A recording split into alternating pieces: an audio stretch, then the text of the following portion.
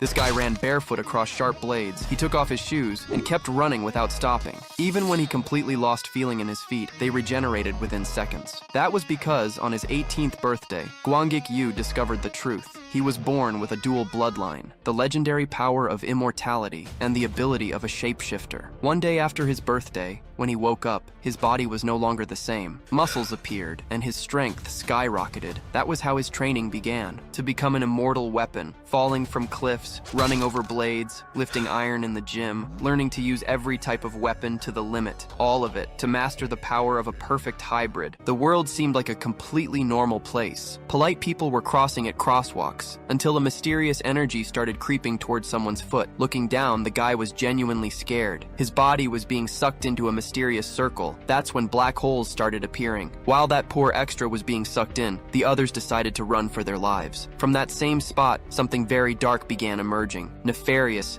dangerous creatures, ready to end it all. Soon, news choppers were hovering over the region, noting that the hole was growing larger. As time passed, the death toll rose. A little kid with a big head lay injured on the ground. Nearby stood someone who seemed to know what they were doing. This citizen looked at the creatures without fear. This is a story about an extraordinary world. Black holes appeared everywhere, in the air, the sea, and on the ground. They were portals bringing unseen creatures that began massacring humanity. That's when the supernaturals appeared. They are simply people possessing those powers I mentioned earlier. Those who can lose body parts, regenerate, and keep living are called immortals. Others can transform into dangerous beasts. They are the Transformers. Mages obviously use magic.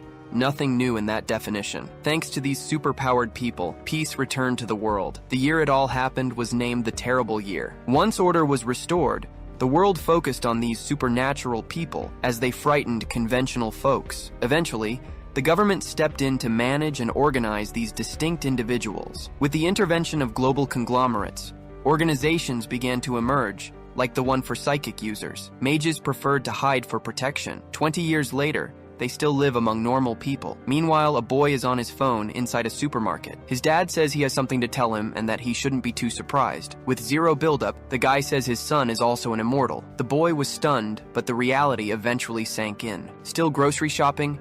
His old dad said the power must have been inherited. The boy wants to know why they're having such an important conversation while shopping. The dad asked the boy for secrecy. Not even his mother should know about this. Immortals are known for youthful good looks. The dad said the son might not have inherited everything, but he is definitely an immortal. The powers will emerge on his 20th birthday, happening at 11 p.m. that night. Shocked by all this info, the boy is surprised by his father's calmness. Just then, the old man, who doesn't look old at all, remembered he needed to buy garlic. The boy recalled his mom asking for fresher garlic because it's easier to peel. Once again, the dad asked his son not to say anything to his mom. She doesn't know she married an immortal. This is serious enough that their marriage could end. Since they were already at the checkout, the boy suggested they continue the conversation outside. As he carried the grocery bags, the boy was watched by the old man. It would make any father proud. He admired this youth's strength, able to carry all the bags in one trip. It's uncommon for immortals to be strong. Maybe it's because the boy likes to exercise. Our protagonist gave an awkward smile,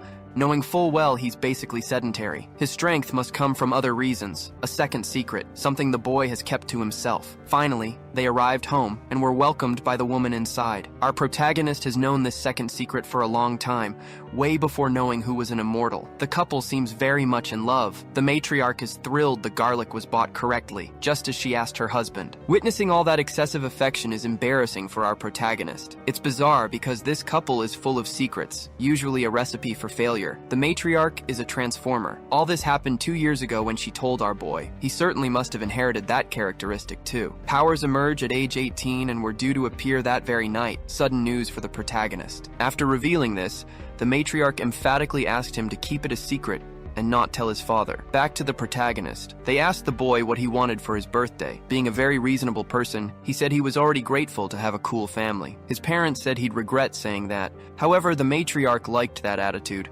The boy is good with words, just like her husband. Meanwhile, the old man said our boy inherited his mother's character. There's so much love between them, they don't seem like two big liars. But for the protagonist, It's fine. An immortal and a transformer. Really interesting. His birthday is happening traditionally, and our boy doesn't understand why his parents maintain the lies. Later, inside his own room, the boy tried to relax. Looking at the clock, he realized it would soon be 11 p.m. He remembered his conversation with the old man. Full of curiosity, the boy wanted to know if becoming an immortal hurt. The old man said his body burned a little when it happened, then everything went very cold. That's when his senses sharpened. Even though it was weird, he didn't feel pain. This made the protagonist remember when he became a transformer. He almost died. Claiming his mother was just a normal human, our boy asked if he would really inherit immortality. His dad guaranteed it, saying those genes are very dominant. Just as he was about to share something specific about himself, the old man changed his mind, thinking the boy wouldn't be affected by it anyway. This, obviously,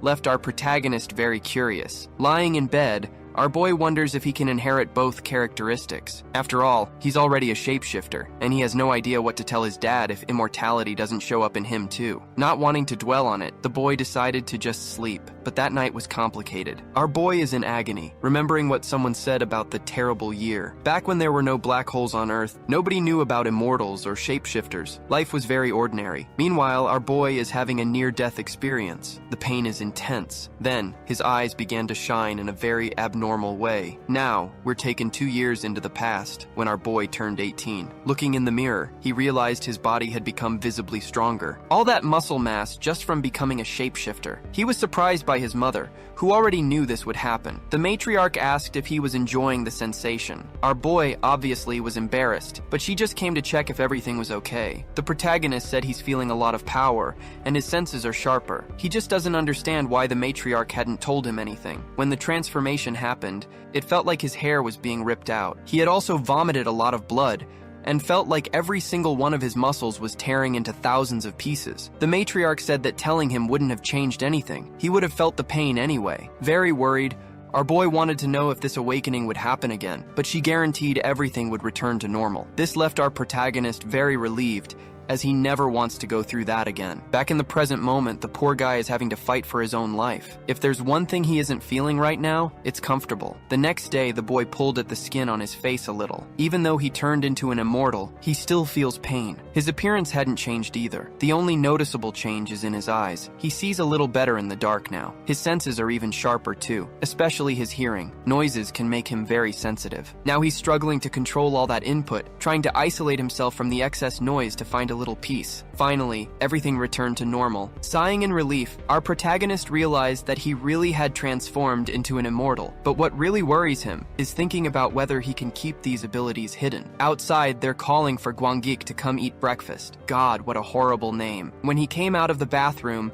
our boy was genuinely impressed. That breakfast looks like a 5-star hotel lunch. It must be his lucky day. Things are already starting off wonderfully. Only then did he notice that everyone in that house eats a lot. Our boy heard that shapeshifters need many calories, but his father, who is an immortal, also eats a ton. Maybe all supernaturals need a lot of food. Actually, the old man noticed there's less food than usual. The matriarch said she's still making rice, but it will be ready soon. Our boy thinks it's absurd that these two never suspected each other. Just then, the old man remembered he had something to tell his son. He needs to prepare for the civil service exam. This seems to be sudden information. The old man said a great opportunity just popped up, but the matriarch didn't like it. The boy is 20. He should go to college. Going to college is important, but it's better to be a functional member of society. The matriarch agrees with that, but she doesn't want to see her son studying all day for this test. The old man believes our protagonist is very intelligent and won't even need to study much. This is the first time the boy has seen the two argue so much. Most immortals work for the government. Maybe that's why his father wants something like this. The problem is that the matriarch must have other plans. Once again, we go to the past. Our protagonist managed to do 15 pull-ups, which is impressive. He could barely do 2 before awakening. The matriarch said that shapeshifters are 3 times stronger than a normal human being. Now the protagonist understands why his own mother is so strong, not to mention she never stopped training all these years. There is another thing they stand out in too. Shapeshifters possess excellent instincts, and soon, the boy will feel guided by them as well. This is very confusing information. Our protagonist hasn't felt anything yet, and the matriarch said instincts can be a little problematic inside society, so he must train to control them. That's why she wishes for him to go to college and find a traditional job. The boy's grandfather possesses good connections with companies that hire shapeshifters. That's why he needs to do well in college. In that job, he will be taught like a shapeshifter. Since his parents want to decide what the boy will do, they realized it's up to their son to decide his own future. This ended up leaving our poor protagonist at a deadly crossroads. The truth is, he possesses a third choice, but he never shared it with his parents. He said he would like to join the Navy and become a Marine. The boy's parents fell into complete silence. The matriarch got furious because she knows her son is a shapeshifter, and she didn't want to see him as a rank-and-file soldier. She said the boy still hasn't thought about this the right way. The protagonist replied that he's already 20, and knows very well how to make his own decisions, but nothing he says seems to change that woman's mood. She's getting even more furious. However, the old man liked the idea. Joining the Navy doesn't seem so bad. Certainly, the protagonist doesn't want to do this just because of the uniform. It is natural that young people want to protect their own country, especially in this bizarre world. For the old man, it could be interesting. The boy won't be sent to the first armed conflict that happens. He will receive basic training and be sent to some random base. Our protagonist realized he is almost getting what he wants,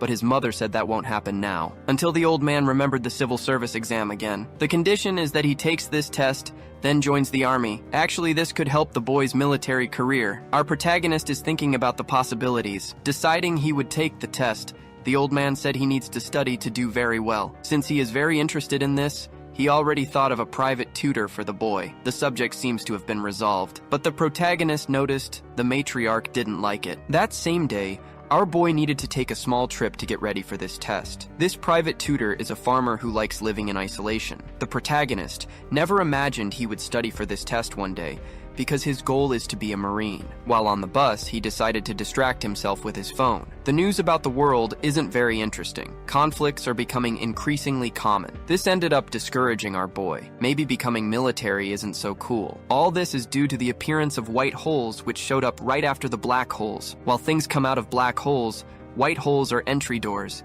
giving access to the invader's dimension, filled with various new minerals, plants, and animals, resources that can be exploited. Humanity is still in search of new resources. Shapeshifters are the tip of the spear in this battle due to their physical strength. That's why the matriarch wouldn't like her son to become military. The truth is, the protagonist doesn't want to be just military. He would like to be part of something even bigger. The mysterious farmer received a call from the old man, informing him that the young man will arrive soon to prepare for the exam. The farmer guaranteed he won't go easy just because he's teaching his friend's son. He promised to put him in shape. That is practically a certainty. Poor protagonist. He doesn't even know what awaits him. The farmer and our protagonist are now looking at each other intently. Full of doubts, the farmer asked who the boy is. Our protagonist said he is the old man's son, but that's not what the farmer is asking about. That young man doesn't even look like an immortal because he has a visibly strong body. Our protagonist said he is a hybrid, but the farmer thought that was strange. Immortals are very genetically dominant, and he knows exactly who the boy's father is. It doesn't make sense that human genes made so many changes. The protagonist said his mother's blood is very strong too. The whole story was considered weird by the farmer. Even so,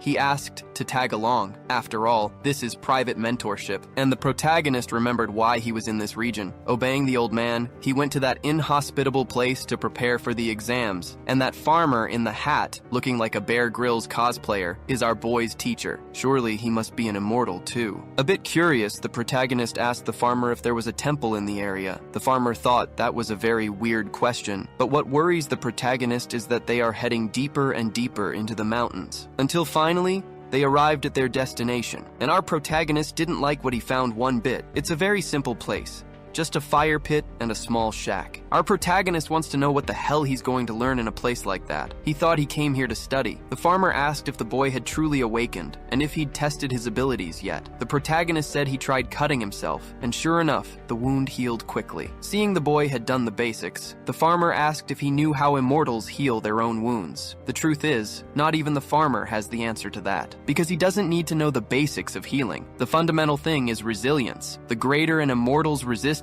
the better their healing powers. The second part is the nerves. The keener their senses, the more pain they'll feel. If he can control that, he can better identify his own wounds. The purpose of that training is to improve the boy's resistance and the control he has over his own senses. After explaining that, the farmer asked if the boy still had questions. The protagonist said there was something he didn't understand. He wants to know if he really needs to walk on that path full of knives. The farmer said the protagonist needs to learn to control his own body. But to our boy, that makes zero sense. Seeing that he talks too much, the The farmer asked why the boy is even taking the exam, since this training is part of the test too. Only then did the farmer ask if the boy isn't going to be part of the immortal task force. But our protagonist seems completely oblivious to this information. Apparently, the old man didn't reveal everything he knows. The farmer said it's like the military. If the boy doesn't want to be part of it, he doesn't need to do that training. But to do what he really wants, our protagonist realized he needs to conquer this training. Since he might ruin his clothes, the farmer handed him some hideous shorts. Now our protagonist is barefoot. Realizing this exam is going to be a little different from what he expected, the farmer told the boy to start running. He doesn't have all the time in the world. The protagonist sighed deeply. Filling himself with determination, he started walking down that path. His feet started getting pierced by the knives. While our boy is screaming, the farmer told him not to stop running. If he were being chased by enemies, things would be much worse. The knives began to cut down to our protagonist's very bones. At the end of that day, his legs were incredibly tired. The training was intense. The farmer noticed the boy managed to dodge some knives, a sign he has very good reflexes. But there was something even more impressive. The boy's healing ability is really very good. For it to be perfected, it's necessary for him to get hurt a little more, so he shouldn't dodge the knives. He was instructed to step with enough force to break his own legs. Now, the boy needs to stop complaining and go back to running immediately. While our boy suffers, the farmer realizes there is something different. After finishing that route, the farmer said an immortal won't die so easily. It's time for the boy to start running again. Our protagonist wants to know when it's going to end. The farmer said they need to do this a little longer. He needs to overcome the initial shock and increase his pain tolerance. Those knives serve to prepare him for moments of panic. And the farmer wants to know why the boy hasn't gone into shock yet. But only the protagonist knows he is also a shifter. He would never go into shock from getting hurt like that. That's why our protagonist asked if there is another way. The farmer wants to know how fast he can run 50 meters. The protagonist said he does it in 6 seconds. That's basically the length of that knife track. If the boy completes the route in that time, they finish that stage. That seems to have motivated our protagonist. He's now determined to do it in the shortest time possible. He also lied about the 6 seconds. That's his time when he's taking it easy. It's definitely gonna hurt a lot, but our boy is going to control his own senses. Doing that route in 6 seconds will be easier than it looks. The protagonist advanced toward the knives without any fear, leaving the poor farmer quite surprised. Our boy keeps running flawlessly, until finally, he reached the other side in just 6 seconds. Although it was fast, he's panting heavily, and the farmer still doesn't understand it. Recognizing the protagonist is really a very different kind of guy, so he asked him to do it one more time, to try and repeat the same time. To force the boy to do it again, the farmer said he forgot to time it. But eventually, they ended up moving on to the next training, and a very weird necklace was handed to our boy. It looks much more like a dog collar. The farmer said it's necessary for the next exercise, telling the protagonist to put it around his own neck. In this next training, our protagonist will have to learn to control his own breath. Only then did he understand why there were so many metal weights on that collar. When the farmer presses a button,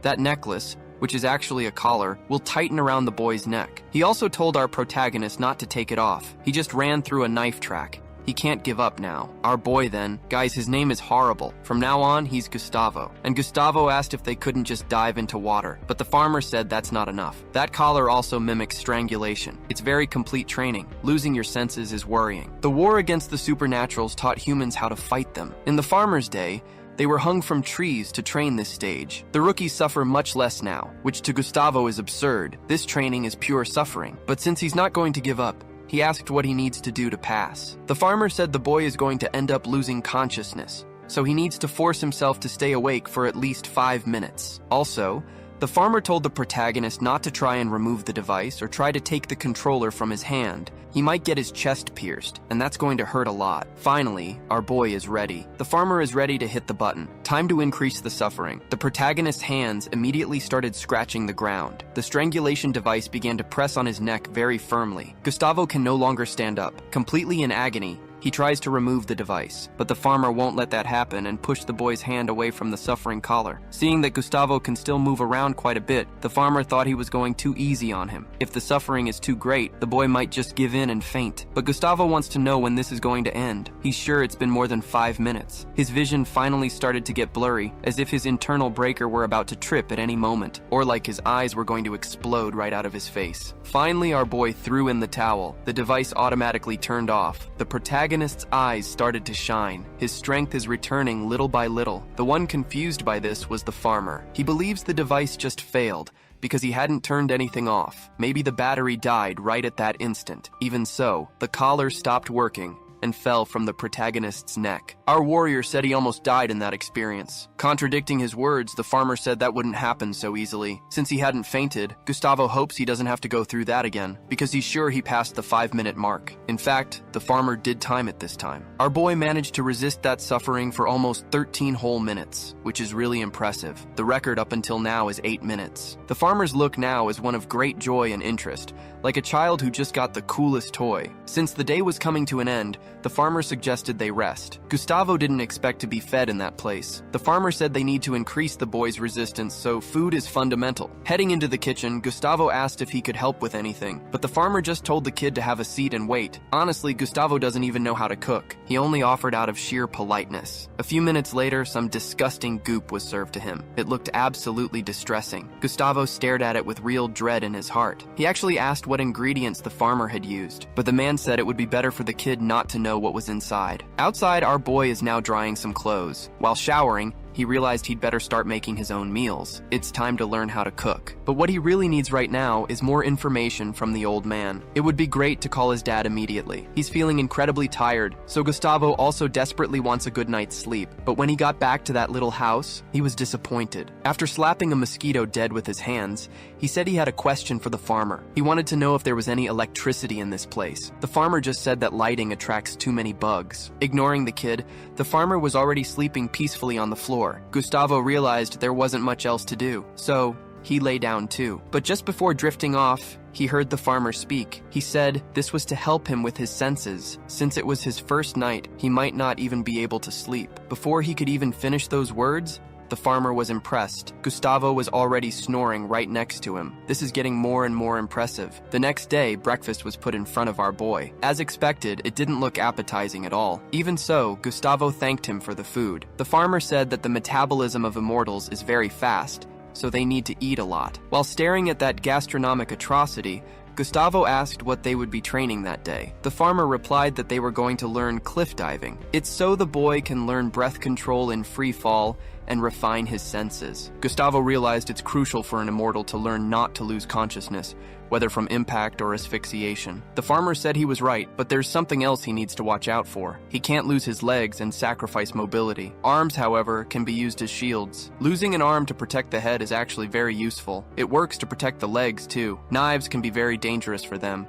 just like powerful explosives. But the farmer quickly told the kid to eat up. They needed to train hard that day. As expected, our boy was tossed off a massive canyon, Lion King style. After completing that training, the boy was sent home. The first thing he did on the bus was grab his phone to make a call. While talking to his dad, Gustavo asked if he had really been sent to the right place. This confused the old man. Gustavo started narrating that absurd training regimen. The old man just said it was fine because his son is an immortal. He wouldn't die that easily. It's crucial for the boy to learn his body's limits. The most interesting part was that Gustavo discovered he is actually very strong. Now the kid wants to know when the exam will happen. But the old man had to hang up because his wife started asking for help with chores. The truth is, knowing how the exam will go won't change Gustavo's life much, so he just needs to rest. Arriving home, our boy took a very relaxing shower. Hot water truly is a gift. He played some games too. The kid is only 20 after all. At this phase, games are more interesting than women for some guys. Right after that, he had a meal with actual food. He slept in a very comfortable, soft bed, unlike the experience of sleeping out in the woods. The next day, Gustavo woke up completely renewed, believing the day would be perfect. Then the matriarch said she needed the boy's company that day. Atrocious news for the poor guy, who just wanted to laze around all day. The matriarch said the kid needs to study for college, and she already packed his bags. She found a private tutor near that neighborhood who can help him with entrance exams. Our boy will stay with this teacher for the next 2 days. But judging by the poor guy's look, he already knows it won't be easy. A dark feeling began to fill his heart. It's going to be 2 days of suffering. Dropping the boy off at the correct address, the matriarch said she'd be back to pick him up soon. The kid asked if he wouldn't be introduced to his new tutor, But his mother said goodbye with some somber advice. He needs to be smart, especially when he has such a weak body. Now our protagonist is feeling completely abandoned, realizing the next 2 days will be intense. Unfortunately, his family is really complicated. The elevator keeps going down until the door is finally opened for the protagonist. He observes the area, still very suspicious. He sees that on this floor, there are several treadmills and various weights. It's practically a gym. It's the type of facility Gustavo wasn't expecting to find. Until finally, someone approached him there. Our protagonist was very impressed, and that woman in gym clothes, looking like a cheap version of Wolverine's uniform, knows he is the matriarch's son. The protagonist's mother's name is in Korean, a hideous name by the way, so I'll call her Selma. The boy confirmed his identity, also revealing he doesn't know what he's doing there. The trainer knew the kid had been studying the past few days. That's a waste of the physical talent he has. Poor guy can't tell the truth yet. The matriarch has a simple way of teaching her children. They have to be responsible for what they do. Her charming smile hides an extremely severe woman. If he didn't take that boxing class with Selma, the poor wretch would get beaten up too much. Maybe this training is a reflection of that. The trainer handed Gustavo a watch. Since our boy is traumatized by weird devices, he asked what it was. The trainer said it's a gadget to measure things. Gustavo immediately thought he would be trained, and for that, he needs to be tested by the trainer. She pointed in the direction of the first machine. It's time to make the kid run. Our boy started taking his first steps on the treadmill, all while being constantly monitored. The trainer knew the kid had never trained in his life, and it's noticeable. He's actually quite pathetic. His heart rate is normal, but his running pace is abysmal. Poor guy. Besides being harshly criticized, he just wanted to play video games all day. The trainer said newbies are very lazy these days. To our protagonist, this trainer doesn't even seem old enough to talk like that. Only then did he remember that supernaturals age very slowly. Bored, he asked how long he would have to run. The trainer told him to shut up and keep running. It's time to improve that weak body of his. She claimed Gustavo is going to become a new man, a statement that left our protagonist a little scared. He said he doesn't want a second mother, which made the trainer smile. The day is already ending, and the protagonist keeps running non-stop. The trainer can't believe he's getting tired already. If he stops now, it would be an insult to all his ancestors. Quite out of breath, the boy asked how long he had been there. He discovered he hadn't stopped running for 14 hours, which is truly incredible. The poor guy didn't think he'd be running all night. At least in the immortal training, he got to sleep a little. The trainer said that without training, Gustavo is just an amateur. But to help the boy out, she decided to turn on a television in front of him. It showed stretching exercises that he needs to do right after this, so he must memorize everything. You need a flexible body, because being too rigid is a disadvantage. Gustavo would like to ask more questions, but he's too tired to talk. Not to mention, he's the one who needs to track the time. My bad, guys, I was wrong earlier. He needs to pay attention to the time because the trainer asks frequently. And the poor guy still has to learn those weird stretches while paying attention to everything the trainer says. True cruelty. But hey, when it rains, it pours, right? Gustavo has already come too far. He started remembering the days back at the cliff. The farmer had said the boy can already control his senses very well, but it's still not enough. He needs more control. It's not necessary to focus on the sense you want to block to sharpen the others. What he needs is to coordinate all of them simultaneously, and that's exactly what the boy is doing now. He pays attention to the watch, memorizes the stretches, and listens to the trainer's orders. All this while running non-stop. The seconds are ticking by like an eternity, until Gustavo finally completes 24 hours of non-stop running. He can finally get off the treadmill. The trainer confirmed the time on her phone. It's a relief for her to notice the kid is still thinking clearly. It's time to move on to stretching. She gives a quick demonstration so the boy learns the proper technique. The trainer started bending her body in a pretty exotic way, leaving Gustavo very impressed. That woman is way too flexible for someone with so much muscle. It was the boy's turn to try. He immediately tried to throw his back backward, but his body is very resistant, and he barely managed the full range of motion. The trainer said flexibility comes slowly. You need to repeat the exercises, stretching the muscles gradually. But our boy is also an immortal. He knows his body regenerates easily. So, he forced the position immediately, making some very weird noises and scaring his trainer. Visibly worried, she went to help the poor guy. That sound shouldn't have happened. She told him not to push too hard on this part, but Gustavo claimed he was fine. Wiggling his fingers a bit, Gustavo showed he had managed to master that position. That's when the trainer realized this kid is seriously weird. In fact, the poor guy couldn't even get back to normal and needed help doing it. Since he had trained enough, it was time for mealtime, a beautiful piece of meat. It's practically a whole pig. Gustavo asked if they were going to eat that alone, and the trainer said that meat is all for the boy. She's going to eat a whole pig too. which is really surprising. That's part of the discipline as well. They need to learn to store energy, which is crucial for continuing to fight. The two of them start eating like enraged animals. The trainer told the boy to throw the bones on the floor. Someone will come clean it up later. At least the taste is delicious. The trainer said he needs to eat everything. Waste is unacceptable. Our boy said that would never happen anyway. After finishing eating, the trainer said she was leaving and told our boy to sleep after the meal. Now the boy is alone in his room, which is way better than sleeping out in the woods accompanied by mosquitoes the size of dinosaurs. There he can also use his own phone, so he decided to call his mom. Contacting her, he realized the matriarch is worried. In fact, Selma had asked the trainer to go hard on him, but that made her worried, and the boy realized his suffering was increased because of it. But the matriarch is so concerned, she told the boy she could ask the trainer to go even harder if she was going too easy. Since his father just arrived, she has to hang up. But that brief conversation messed with our poor guy's head. On the second day, he realized something about the transformer training. It's about doing stupid things repeatedly and overcoming your limits. There's more science to this training. They use various electronic equipment. The trainer's conclusion after everything is that our protagonist has very bad reflexes. So she asked him to lift that barbell. Looking at the weights, the boy believes it must weigh about 45 kilos. Lifting that won't be a problem because transformers are very strong.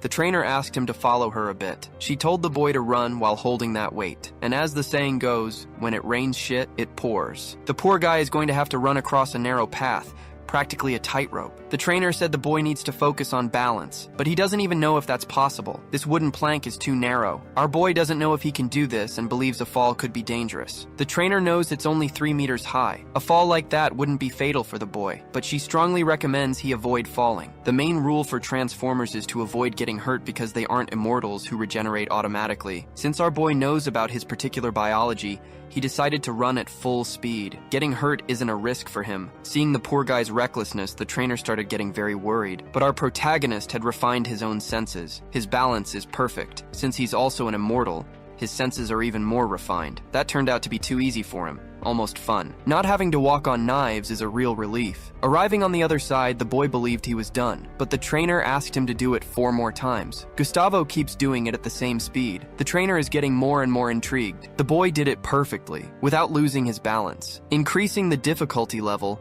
this time he's going to have to walk on a steel cable. Gustavo realized this is actually going to be difficult. Questioning if he really needs to do this, the trainer said yes. What he did on the wooden plank, even children do. She wasn't expecting much from the protagonist, but realized she ended up underestimating the boy. He possesses great senses. She even placed some mattresses to cushion the fall, knowing this won't be easy. In case he fell, the trainer recommended he try to grab onto the cable. At least he doesn't need to carry weight this time. Even so, still feeling challenged, that is less worse than the Immortals training. But walking on a steel cable is never an easy task. Upon taking the first steps, the boy realized the structure is very resistant and deforms very little. There's no wind to sway him, and if he falls to the ground, it will be onto the mattresses. There is nothing to fear in that situation. Full of courage, Gustavo opted for the easiest solution, running across the steel cable. He almost lost his balance halfway, deciding to go back to walking with a little more control. Every step must be very well thought out. Maintaining coordination, our boy keeps advancing. This ended up leaving the trainer increasingly fascinated. Finally, the training was over, and the trainer said they would see each other again next weekend. Gustavo is now in his mother's car. Imagining the boy is curious, she brought some answers for him. For her, it would be hard to imagine her son screwing up in any aspect of life. It's time for him to learn to use the body he has. He can't be weak forever. This leaves our boy scared because he is already extremely strong. But since Gustavo's goal is to join the Marines, a little physical training isn't negative, and he hopes he can join them one day. Dinner that day was quite abundant. The matriarch was impressed by the boy's hunger. He ate like an animal. Our boy said he learned to value the food she makes over the last few days. He shared with her that he also wants to learn to cook, saying that muscular men who cook are successful with women. The matriarch agrees with that, with the cooking part, but makes it clear that her son needs to get muscular first. The way he is now, he looks like a bohemian, the kind who sits in the square playing dominoes. Even so, our boy wants to learn to cook, since the Immortals don't seem to care about that. While relaxing, Gustavo started thinking about what the next training will be like, hoping something new has been prepared, and less painful. Of one thing he is sure, no matter what they do, Gustavo is certain it can't get worse. This protagonist is really very naive. The poor guy is already in total free fall. The shock of his body hitting the ground scared even the birds. The farmer said they managed to overcome the basic part, and it has nothing to do with passing the exam. Everything he has done so far is basically the essential to get to the next phase. After having thrown himself off that cliff, the boy had finished his warm-up. Unlike the Transformer training, at least that suffering ends quickly, and our boy soon stops feeling pain. But the farmer is a very demanding trainer. Bullets go through the body, they can deal with that well. But losing pieces to a blade is another story. Very complicated. If the damage isn't too severe, it's better to let yourself get cut. More dangerous movements must be avoided at all costs. The farmer's expression is terrifying, almost like he enjoys what he does. Gustavo asked why he has that sword in his hand. The farmer questioned the boy, since he thought he was a smart guy. It's time for the boy to learn to dodge swords, or get hit with the least possible damage. The poor guy is now fighting to survive, avoiding getting hit in the head, all while the farmer dedicates himself thoroughly. Even so, he realized the boy had become stronger. He needs to learn to avoid severe injuries. Smaller ones are going to happen anyway. The first strike with the sword found our boy. It was a painful cut. The farmer advised him to block thigh attacks with his shins, or shift his body so the blade wouldn't strike deep. Basically, Gustavo is learning the right way to get cut. His regeneration capabilities are seriously impressive. That just motivates the trainer even more. Now he can really take the gloves off. Gustavo realized his days here wouldn't be easy. The poor kid's blood is practically turning into fertilizer for the plants. Weakened, he listened as the farmer explained that blood loss is a major weakness for immortals. Stopping the bleeding is crucial. Gustavo was exhausted, so they broke for food. He volunteered to cook that day. Back at the shack, our boy set up his little camping stove. He whipped up a beautiful pasta recipe he learned from his mother. The farmer had some as well. He even admitted the kid had talent. Gustavo was relieved the farmer could actually tell good food from bad. But then, the farmer clarified his point. Cooking is also a form of discipline. Learning to ignore repulsive flavors is part of the training too. Back outside, they returned to physical training. The farmer moved instantly, striking Gustavo in the gut. The force of the blow dropped the poor guy's blood pressure immediately. It was time to learn how to regenerate internal organs. Step 1. Apply pressure to staunch the bleeding. Internal damage takes a bit longer to heal. What really confused Gustavo was the speed. He never even saw it coming. The farmer explained he had masked his energy, rendering Gustavo's senses useless. Our boy immediately wanted to learn that technique. Meanwhile, his wound had finished regenerating. Seeing his interest, the farmer asked if he wanted to learn how to do it. Gustavo didn't hesitate to say yes. 2 long days later, our boy was back in that elevator. He was ready to learn more from his muscular female trainer. A dark sensation overtook him as someone pointed a gun his way. He asked if they were using rubber bullets. The trainer said, "Maybe," then fired a shot right past his head. It was a gas pistol fitted with special rounds. Gustavo's first lesson of the day, learning to dodge bullets. But the poor guy was motivated. As the shots rang out, he ran around the area. The trainer stated that bullets are very dangerous. Captain Obvious strikes again. He needed to find cover or move fast and unpredictably to avoid being an easy target. One of the rounds grazed his arm. The trainer warned him not to get hit. It would take him out of the fight. If he had to take a hit, he needed to minimize the damage. This level of suffering felt just like the Immortals' training. Reflecting on both regimens, Gustavo realized something interesting. Their tactics were highly specific, tailored to their respective biologies. Neither trainer was teaching him how to fight. The primary objective was survival, refining his body further and further. Immortals needed to avoid blades, which were complicated, or high-caliber weapons. Transformers, on the other hand, didn't fear bladed weapons. Their bodies were strong enough to handle them. Shotguns weren't that dangerous either, given their poor long-range precision and the Transformers' speed. After a while, bullets littered the floor. It was time for a short break. The trainer told our boy to start running while carrying weights. It was definitely better than getting stabbed. Then, it was time for him to cross the steel high wire again, but halfway across, he felt an incredibly menacing presence. The fear was so intense that he lost his balance. He tried to flee but ended up falling to the ground below. Completely terrified, Gustavo frantically looked around for the cause of that sensation. The trainer, however, remained perfectly motionless. She then asked if he had really been able to feel that. Our protagonist was even more confused. The trainer explained it was wild energy, and she was surprised a newbie could detect it. Gustavo begged her not to do it again. He felt like his heart was going to explode. Using the energy again, she said he could get used to it once he possessed that energy himself. Now, he had to get back to his exercises. 2 days later, he stopped falling off the high wire and began reacting better to the energy pressure. Having the senses of an immortal helped significantly. That's how he managed to resist the pressure. By controlling his core muscles, walking the steel wire became easier. The trainer watched all of this, impressed by the boy's capacity. Gustavo kept training hard. The immortal regimen felt like a stroll through hell. The farmer was already varying the weapons to help the boy learn to regenerate his own organs. He was also using traps to capture him, which were extremely dangerous. Prolonged pain could interfere with cognition, so the boy had to avoid it at all costs. Immortals used their bodies to fight, almost treating them as disposable. That's why he needed to learn pain control. Too much pain altered one's thoughts. Across town, the Transformer training also continued. Our boy was now moving around wearing body weights, all while continuing his lifting regimen. Things were getting increasingly intense with some minor changes. His father had to travel for work for 10 days. When he returned home, he was warmly welcomed by his wife. They were definitely a couple deeply in love. Meanwhile, the farmer stopped stabbing our boy and started teaching Gustavo how to use bladed weapons. Firearms were too easy. Martial arts, however, seemed intuitive for Gustavo.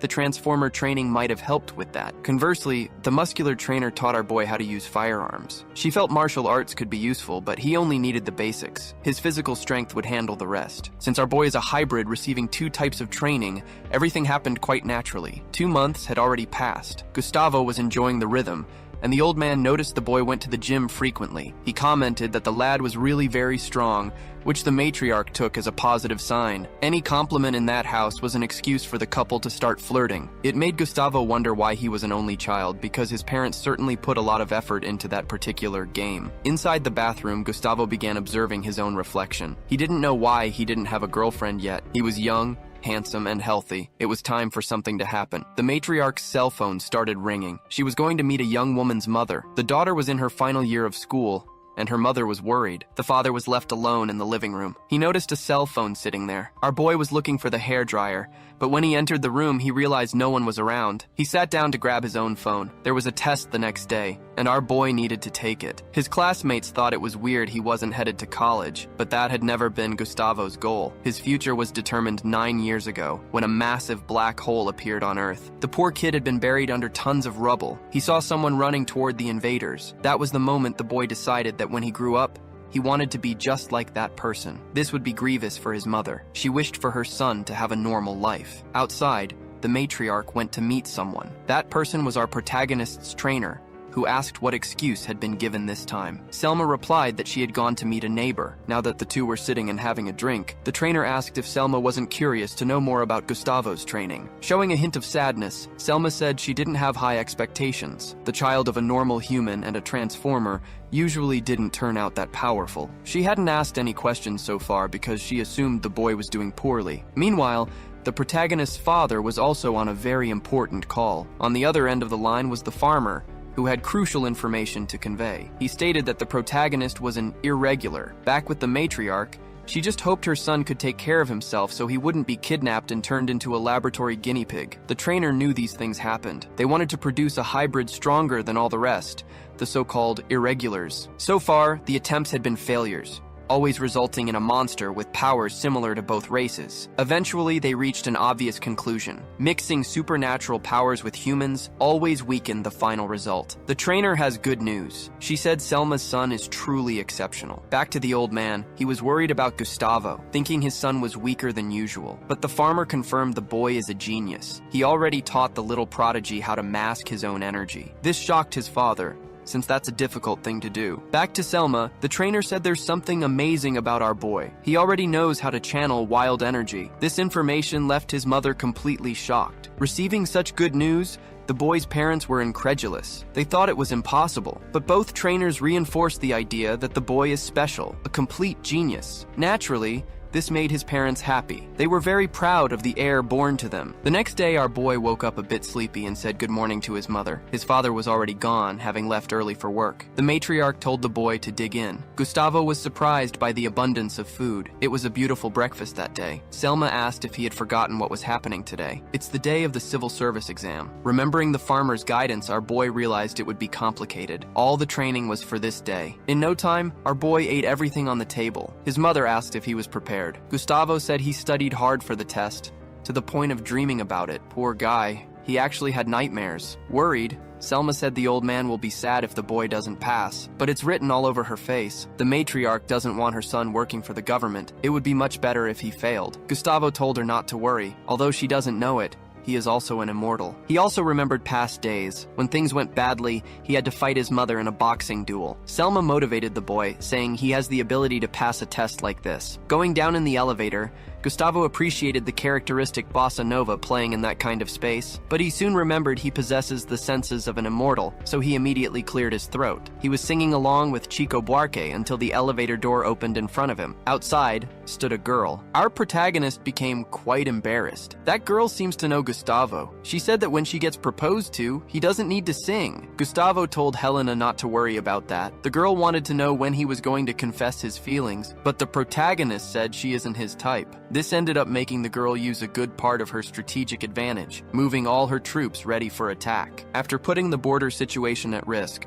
on the verge of exacerbated conflict, Helena stated she is a very beautiful and smart woman, but these threats were ineffective on Gustavo. He exited the elevator very calmly, saying the girl shouldn't do that all the time. While walking down the street, he asked not to be followed by her. Helena wanted to know what he was going to do. Gustavo said it was the civil service exam. This left the girl very surprised. She never imagined our protagonist would do something for the government. Saying he was busy, Gustavo tried to untangle himself from her. She said she's going to college soon. She's a year younger, but she's going to an all-women's place since so many boys desire her intensely. Gustavo told her to focus on her studies. Seeing him leaving, Helena said she would love to date him, but our protagonist ignored everything, which makes any girl even more revolted. Gustavo realized this girl hasn't changed at all. She is very stubborn and bold. The bus was now heading to its destination. Gustavo entered a large building. He had arrived early, but still needed to know where to go. Going to the building's secretaries, he said he came to take the special exam. A very muscular man in a suit asked if he was going to take the test. His look was threatening, and he tried to intimidate our boy. It was as if there was a lot of disbelief in those eyes, as he asked to see our protagonist's identification. After checking the data, Gustavo went to the elevator. On another floor, a woman asked for his documents once more. Only she was very polite and did it with ease, telling Gustavo to follow that corridor to the end. Finally, he arrived at a door. It's the special exam room. Gustavo hoped the place was soundproof, as he was sure there would be a lot of blood that day, and the building is in the middle of the city. Entering a state of alert, Gustavo began to prepare for what might happen when he passed through there. He was sure the exam would be much worse than the training, but to his surprise, he found a completely empty room. Inside was a man who said Gustavo was the first to arrive. This poor guy is completely bald, and he asked for our boy's documents. Baldness found a cure in this reality. It's rare to find a bald person. This can only mean one thing. He is bald by choice. Handing over his documents, Gustavo noticed that the people in that place seemed very suspicious. The bald man said the boy's number is 48 and pointed to where he should sit. None of this looked like the training. Gustavo was expecting to be attacked at any moment, so he remained in a complete state of alert, preparing for anything that could happen in that place. After a few minutes, the room filled with candidates. They all had books and notes. It was then that the protagonist felt the biggest shock of his entire life. The bald man finally stood up from the table. He imagined everyone was prepared and asked if anyone needed a pen. Our protagonist started sweating cold. He raised his hand discreetly, signaling that he also needed a pen. There were many questions in the air of that environment, but our poor boy had no answers. He was sure something was wrong, but didn't know who to blame. Apparently, our protagonist's training sessions were unnecessary suffering. Even so, he had done the best he could to prepare so he could pass the test too. Only a small problem happened. A real test was about to happen in the next few minutes. Something must be wrong, and our boy didn't even have a pen to take this test. The bald man decided to help him, giving the boy a pen. It was completely conventional, a sign they were going to take a normal theoretical exam. It even resembled school tests. Our boy felt like a joke. He also noticed that everyone there had excellent appearance. Some had potential to become celebrities, but in the middle of all those extras, someone stood out. Even this citizen's hands were beautiful, looks like a magazine cover. The citizen noticed he was being watched, but decided to ignore our protagonist. Embarrassed by all this, Gustavo hoped he hadn't been considered a weirdo. Some people entered the room. They were bringing very large panels, placing the protagonist inside a cubicle. All this was part of the preparation for the exam to be held. One person ended up arriving late. It was candidate number 50. Even so, this person was accepted. In a traditional test, they would have been kicked out. Reading the first words of the test, Gustavo realized it would be difficult. This wasn't what he had prepared for. Walking on knives is much easier, but the boy's eyes noticed something interesting. The first question was about a leg injury and what he should do. Despite everything, that was easy to answer. The correct response is to stop the bleeding. A wound that size isn't dangerous for immortals. He learned this practically in the company of the crazy farmer. All those questions related to field knowledge he already possessed. Since our boy never went into shock from losing blood, the crazy farmer exploited that with great joy. In case you can't dodge a knife, the test wants to know what to do. The answer is to defend with one of your arms. Everything seemed very easy because our boy was very well prepared. It almost feels like that Indian movie where the protagonist gets all the answers right even without knowing how to read. For those interested, the movie's name is Slumdog Millionaire. Excellent, by the way. That test serves to discover if candidates know their immortal bodies, something our boy learned very well. Finding the correct answers was easy. He wasn't just training, he was studying too, and didn't even realize it. The last question was very interesting. It was about how an immortal can be killed,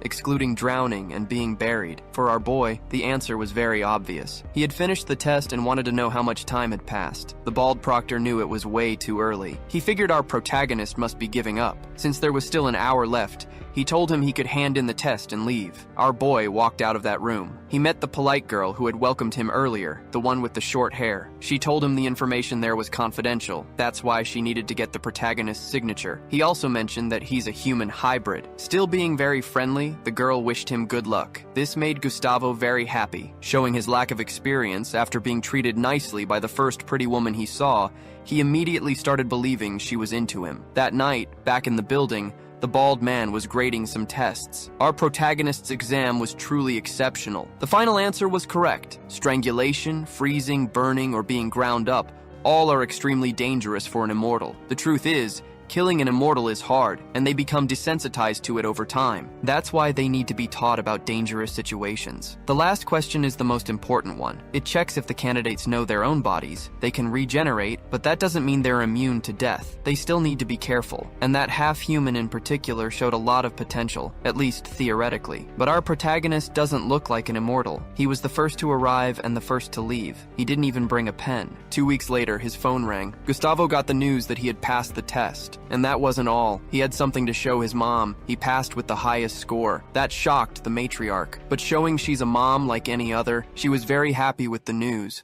and had to share it with her husband. To celebrate, Gustavo asked if he could eat a lot that day, and his mom approved the request. The old man soon arrived home, and our protagonist was very happy to see him. But the attention was focused on the food the old man was bringing. Soon enough, steaks were being prepared, and the small family was celebrating the good news. The old man knew his son would pass. The matriarch was also happy with the result. Gustavo said the test was much easier than expected. That crazy farmer really knew what he was doing. The interviews would happen soon. A much easier stage. The matriarch wanted to know which department Gustavo was going to. The old man said he'd probably work for the Ministry of Interior and Security. That made our boy a little curious. He noticed his dad was trying to avoid the truth, but his wife didn't catch on. Gustavo was trying to imagine why the government hires immortals and what they need to do. The boy had many questions, but he was sure his dad would keep the secret. That night, he asked the old man for some tips, but he refused to say anything. Our protagonist enjoyed passing, but his happiness was temporary. The second stage of the exam, the interviews, arrived quickly. His dad didn't share any information. He just told his son to answer truthfully because the interview was meant to gauge his character. As he left all dressed up for the interview, his mom got a little anxious, but she said the boy would do very well. Gustavo thanked her for the words. Inside the elevator, he was thinking about how it would go down. Checking out his own appearance, Gustavo started believing he could be a celebrity. Helena ended up witnessing this. Our boy lost in his own reflection. Gustavo couldn't understand how they met so often. He even thought he was being followed, but Helena said she was just heading in the same direction. She said she'd like to take some classes with the boy, but Gustavo said he was very busy. However, she mentioned that the boy looked very handsome in a suit. Full of confidence, our protagonist said he already knew that. He was already in the waiting room for the interview. All the candidates seemed to be preparing, as if it were a corporate job. Gustavo soon spotted the guy from last time, the very handsome one. Once again, their eyes met, and the guy looked away. Gustavo didn't know what that meant, but decided he wasn't going to sit next to that citizen right now. Everyone was waiting patiently until number 48 was called, our protagonist. Gustavo entered the interview room. The first guy he saw was a redhead with very white skin. He looked like a candle. That was probably his nickname too. Next to this exotic guy was the short-haired girl, the one who had been so friendly. The first question asked was why he wanted to apply. The natural answer was, because his dad made him, but that wouldn't be very good. Our boy said he wanted to know his own limits, and that he also wished to fulfill a personal dream, protecting this nation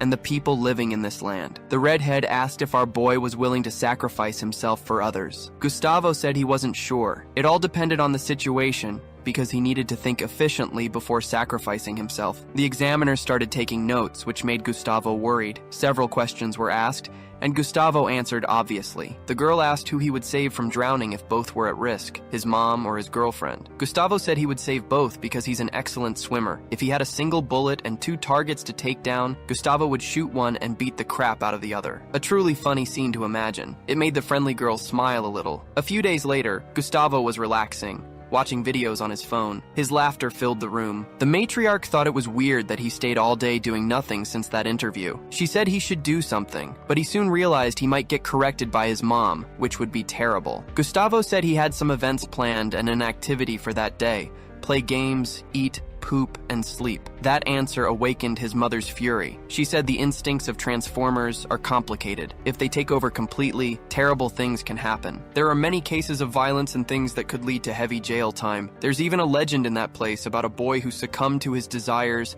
and kept howling at the moon. It's very important that Gustavo learns to control himself.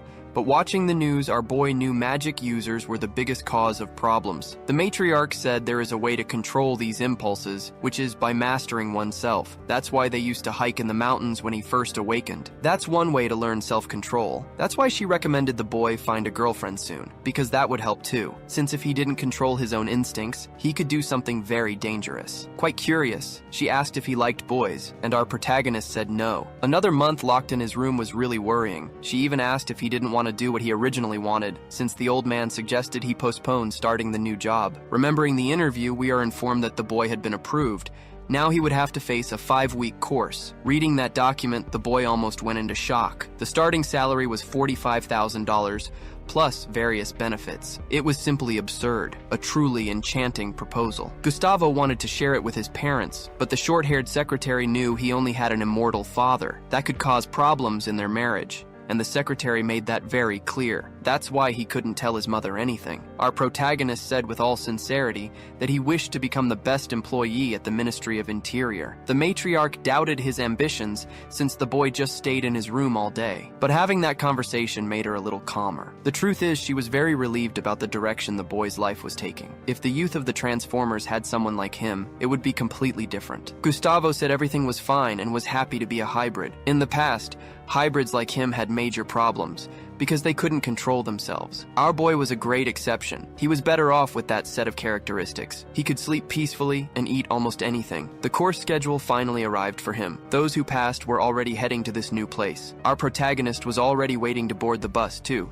ready to start a new stage of his life. Inside the bus, Gustavo observed the people outside. They were very hot. That was a clear sign that they were in summer. But inside that bus, the climate is perfect. Even the glass was made to block the heat. Plus, half the seats are empty. Gustavo hadn't noticed before, but realized it when he stepped onto the bus. He can tell who the hybrids are. Besides their different appearance, they have distinct auras. It's something the treatment lets him perceive with his intuition. And one of those hybrids is the guy sitting next to him. That good-looking dude. Listening to some conversations, our boy realized people are getting to know each other better. It's the first step to making new friends, which can be very useful. The old man advised the boy to do this. He said he might be surprised to discover that unusual meetings can create great friendships, and he's happy that Gustavo has become a young adult. It's good the kid can sleep in the city, because his old man couldn't. Gustavo asked how it was for him. The old man said he had terrible insomnia because he could hear everything when he needed to sleep. Transformers learn to control their own impulses. This helps master the senses. The old man had to wear earplugs. He even bought a 4-story building just to sleep in the middle of it,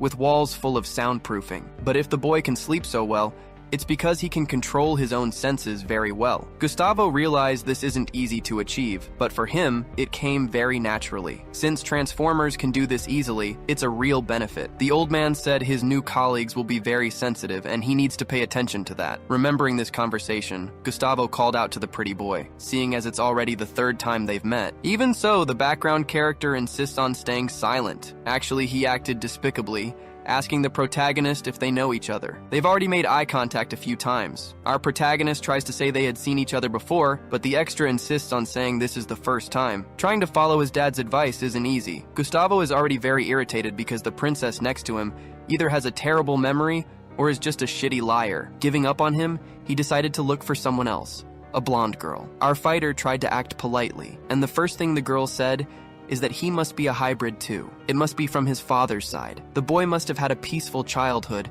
and probably doesn't even know where they're going now. After all, he's just an immature child, a comment that made our boy even more upset. The girl also said the protagonist's observation skills are very poor. They are all very sensitive. That's why they're sitting in the aisle with the curtains closed. Talking in that environment is complicated, annoying for all of them. The ones making too much noise are the hybrids, because they are less sensitive. That's why she told this foolish, ignorant boy to be quiet. But what Gustavo really wanted was to slap this petulant extra upside the head. It's time to solve things through violence. At least, that's what he wanted. The truth is, she isn't wrong. The old man told our boy his nickname used to be Mr. Sensitive, even after he learned to control his senses. But being sensitive is no excuse for being rude. And after those words, everyone fell silent. Opening a bag of chips there would make our boy completely hated. That was when he started to feel something extremely dangerous. It's our protagonist's belly, wishing to release some farts. Those damn gases want to know the outside world, but Gustavo doesn't give a damn. Screw the extras. It's time to give an olfactory gift to the blonde girl,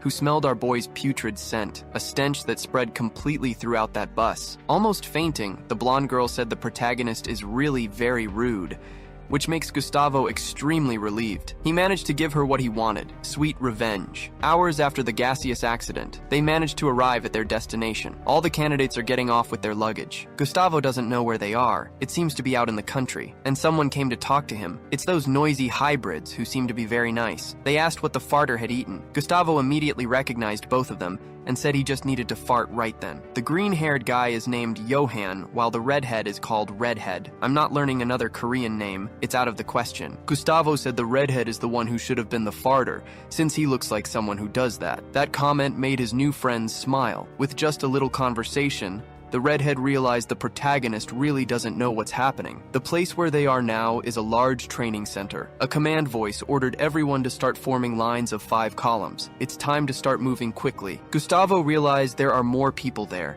Approximately 100 young people. Another bizarre thing is that they only ran a little bit, and everyone is already very out of breath. Our boy can't even believe this is really happening. And what is even more unusual, the one who seems to be an instructor is actually the bald guy from the exam. The candle comrade and the nice girl are also there. The bald guy said that over the next 30 days they would train those youths, but he's already disappointed in them. The physical shape of these recruits is despicable. Then he ordered them to look back, to look at the trees. Full of malice, the bald guy wants to find out who the first 15 will be to get to the other side. A herd of extras started moving with great speed. Among them are the hybrids, as well as the blonde girl and the silent princess. Gustavo wasn't even intimidated by their speed. Hopping on one foot, he would arrive ahead of everyone. His goal is to be the 14th to arrive, so as not to draw too much attention right at the start. Remembering past conversations, Gustavo was instructed not to let anyone find out he is a transformer, as this would bring problems. Normal people would look at him worryingly, believing the protagonist is a ticking time bomb,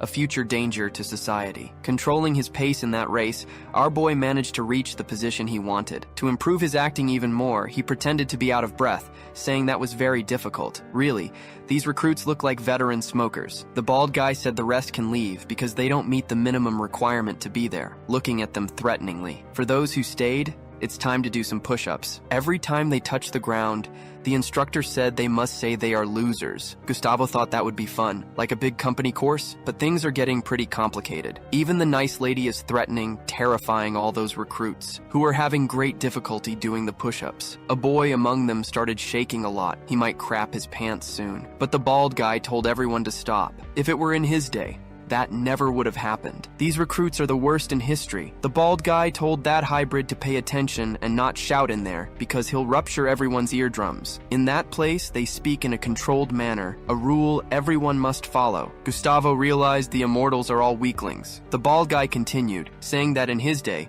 none of them would be approved. Then he asked if that recruit wanted to leave or be punished. Full of motivation, the recruit preferred the punishment. For the bald guy, that's great. Sounds of something breaking were heard by everyone. Our protagonist got scared. That sounded like a bone snapping. He needs to take a little peek, so he bent over and looked down. Really, that poor guy's arm ended up getting the prize. Gustavo observed all this carefully, but for them, being immortals, this isn't the worst that can happen. Presenting the rules to everyone, Baldy said punishments are broken bones. Cursing is 2 points. Speaking loudly, 1 point. Fighting without permission is 5 points. The rest they'll find out soon enough. The bald guy asked if the recruit liked that show. Our protagonist started getting nervous. Moving away from the platoon, the bald instructor said once again that they are all weak, ordering everyone to stand up. Even those who came in first place are bad too. The bald instructor's name is Lee. He will be responsible for this platoon. The nice girl said they are going to perfect everyone's physical capabilities because regeneration capacity is associated with their stamina. Even being newbies,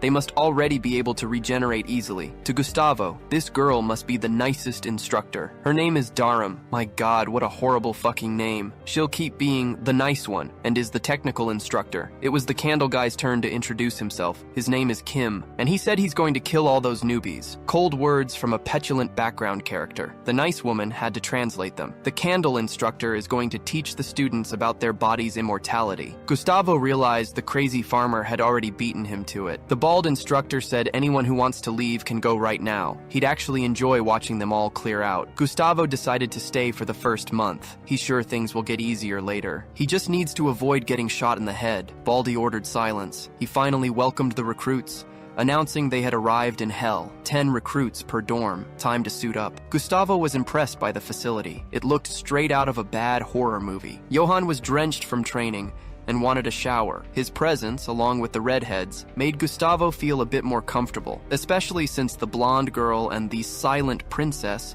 were also there. Next to our protagonist stood a guy panting heavily, a real greasy fellow. Gustavo realized not all immortals are skinny. There's another very different dude there, probably a foreigner, and some very pale, peculiar twins. There's also a generic girl. Even her black hair looks faded. They weren't separated by gender. Gustavo wondered where he was supposed to change. The blonde warned him not to peek. As cold as a block of ice, Gustavo replied he had absolutely no interest in her. She didn't believe him, though. She was already judging him, without even knowing he's a shifter. The pale girl suggested establishing some rules for getting along. Gustavo noticed her voice was very pretty. The silent princess stated that hygiene activities must be done outside the room. Anyone who breaks this rule should be killed. The blonde agreed. So did the protagonist's friends, going against our boy. In fact, everyone agreed, leaving our protagonist alone in his stance. The silent princess emphasized that hygiene is crucial. They couldn't forget to brush their teeth. Everyone agreed with that recommendation, which made Gustavo very uncomfortable. Like it or not, he's stuck living with these people for the next month. He decided to go along with the majority to make his days in this hell camp easier. The recruits are eating now. They've been notified that teams will be numbered 1 through 10. After the meal, each team needs to choose a representative leader. Our boy got anxious about that. The blonde girl thinks the silent princess is best qualified.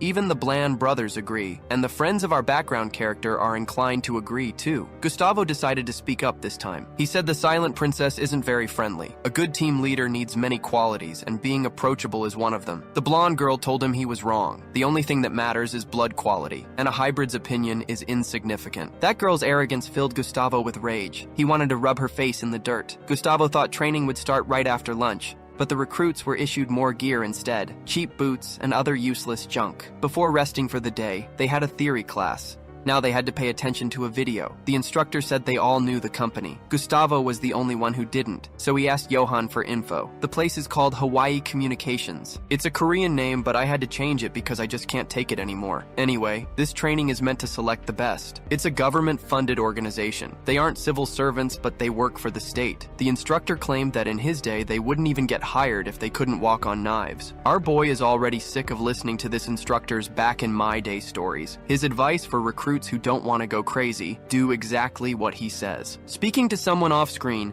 The instructor said that's all the recruits need to know. Then the nice girl appeared in the video. Their goal is to teach the immortals how to use their abilities correctly. They must remember this constantly. Now they can all go to sleep. After a nice shower, Gustavo was anxiously waiting to lie in bed. Now he can finally sleep peaceful, but his super sensitive friends complained too much, whining that their roommates breathed too loudly. Johan asked our protagonist to stop breathing, suggesting he go outside and die quietly. From what he learned from the old man, Gustavo knows it takes 3 years for them to learn how to sleep properly. Since the oldest guy there is only 23, everyone is having a hard time. Curious, Gustavo asked how his friend manages to sleep. The boy said he has a trump card. He forces his body to lose consciousness. Since they are immortal, it's not a problem. Gustavo offered to help him. The boy was skeptical, warning that too much force shouldn't be used. Once, it took him 2 days to wake up, but he said it too late. Our boy was already relieving stress by choking out his new roommate, scaring the hell out of the redhead. Seeing that, the other guy was speechless. He was suddenly very interested in this human-shaped sleeping pill. The redhead was next in line, anxious to sleep too. This sparked the interest of the other roommates. When asked who else was interested, several hands shot up across the dorm. Our protagonist had a lot of fun that night. He sent almost everyone off to dreamland, but 2 people still needed to be sent to the arms of Morpheus. For those who don't know, Morpheus is the Greek god of dreams. The blonde realized our protagonist isn't completely useless. It was time for Gustavo's revenge.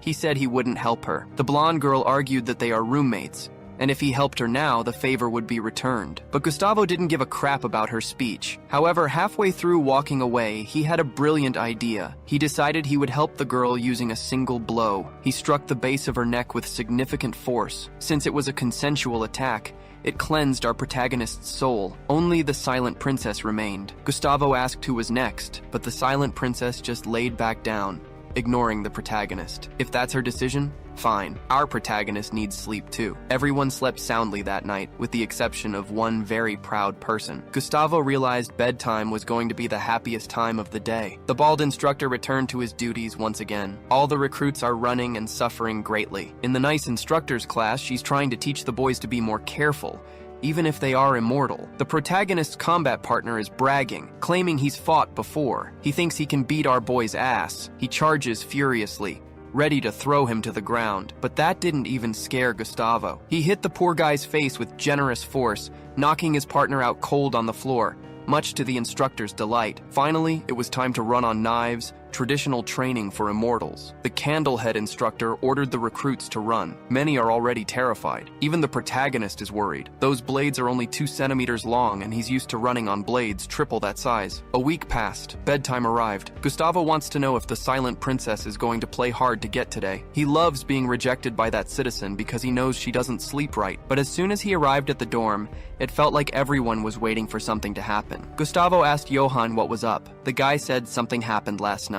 The team leader couldn't sleep. He left the dorm and got into a fight with other guys who were also suffering from insomnia. That's why several recruits were staring at them today. Gustavo started hearing footsteps heading toward their dorm. The silent princess said that's his problem, and she doesn't want anyone to intervene. Outside, some angry recruits appeared. They all started exchanging glances. The leader of those thugs came looking for one specific person, our protagonist. Gustavo immediately identified himself, wondering what this citizen wanted with him. While staring each other down, Gustavo asked what this background character wanted. At first, he couldn't even find the right words. Quite embarrassed, the extra said he would also like to have a beautiful night's sleep with him. That caught our boy completely by surprise. Without a second thought, Gustavo declared he likes women. The background character had to backtrack fast, clarifying he just wanted to sleep peacefully too. He felt like he was dying. His squad mates couldn't sleep either, and they were desperate for help. Outside, Gustavo asked how the recruit knew about it. The guy said rumors spread fast, and just so he knew, Johan was a massive gossip. He was the one who made that joke too, telling the extra he needed to say he wanted to sleep with the protagonist. That explained a lot. When asked if it was hard, Gustavo replied that it didn't take long. That night, he helped everyone on Team 1 fall into a deep sleep. The next morning, their team leader, the tattooed extra, seemed very friendly toward our protagonist. He praised Gustavo's skill with his hands, saying they helped him sleep incredibly well. Gustavo warned him that phrasing it like that would give people the wrong idea. During training that day, Everyone continued to suffer under the pressure of the bald instructor. But then, the instructor noticed something unusual: an overweight immortal. In the old days, that would have been unacceptable. Our protagonist noticed the chubby recruit was having a hard time. The poor soul had to stop mid-run to throw up a little. Gustavo asked if he was okay. The chubby guy told our boy to keep running. He seemed to have given up, saying he wouldn't be able to finish the race. Gustavo pulled him off the ground. He told him if he was going to quit, he shouldn't have even started. He promised to help him. They were going to reach the finish line together. Now back to running, Gustavo tried to motivate the heavy-set recruit so he wouldn't stop again. The bald instructor saw what was happening and obviously taunted them, asking if they were a couple. When they finally arrived, the instructor told them time was up. He was deducting 5 points from each of them. The chubby recruit was worried. He knew what the punishment meant. But our protagonist told him it was fine.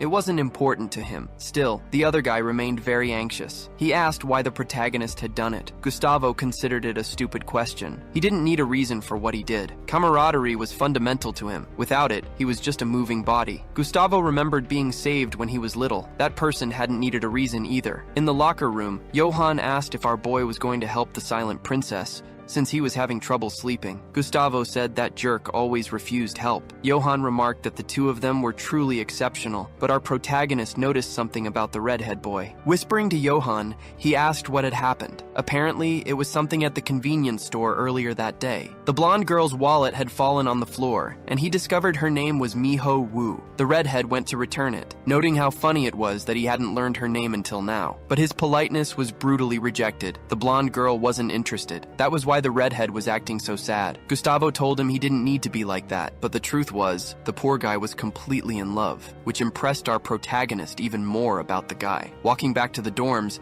they kept talking about the girl, and Gustavo asked what his friend knew about her. As they got closer to the barracks, our protagonist saw something interesting. Several recruits were waiting in the hallway. They were all looking for the protagonist, the bus farter, who could make them sleep smoothly. They had come to ask for his help because they needed sleep too. Gustavo and the redhead knew exactly who had caused this: Johan, the great gossip. Trying to defend himself, the gossip claimed he had just been praising the protagonist's ability. But faced with so many recruits, Gustavo wondered how he was going to put them all to sleep. It would take at least an hour to sort this out. Our boy's nights had just become very busy. It was his turn to put a girl to sleep too. As usual, Gustavo told her to dream of him. The girl asked if that was really necessary. Gustavo told her to dream of a hot guy instead, and right after that, he put her to sleep. Finally, he could return to his own room. There was someone there he was very interested in: the silent princess. After several days, completely tired and exhausted, he still kept rejecting the protagonist. Gustavo had repeated that move so many times he'd become an expert. Now, he made the recruits come to him to make his job easier. The instructors didn't interfere either. If the recruits were sleeping well,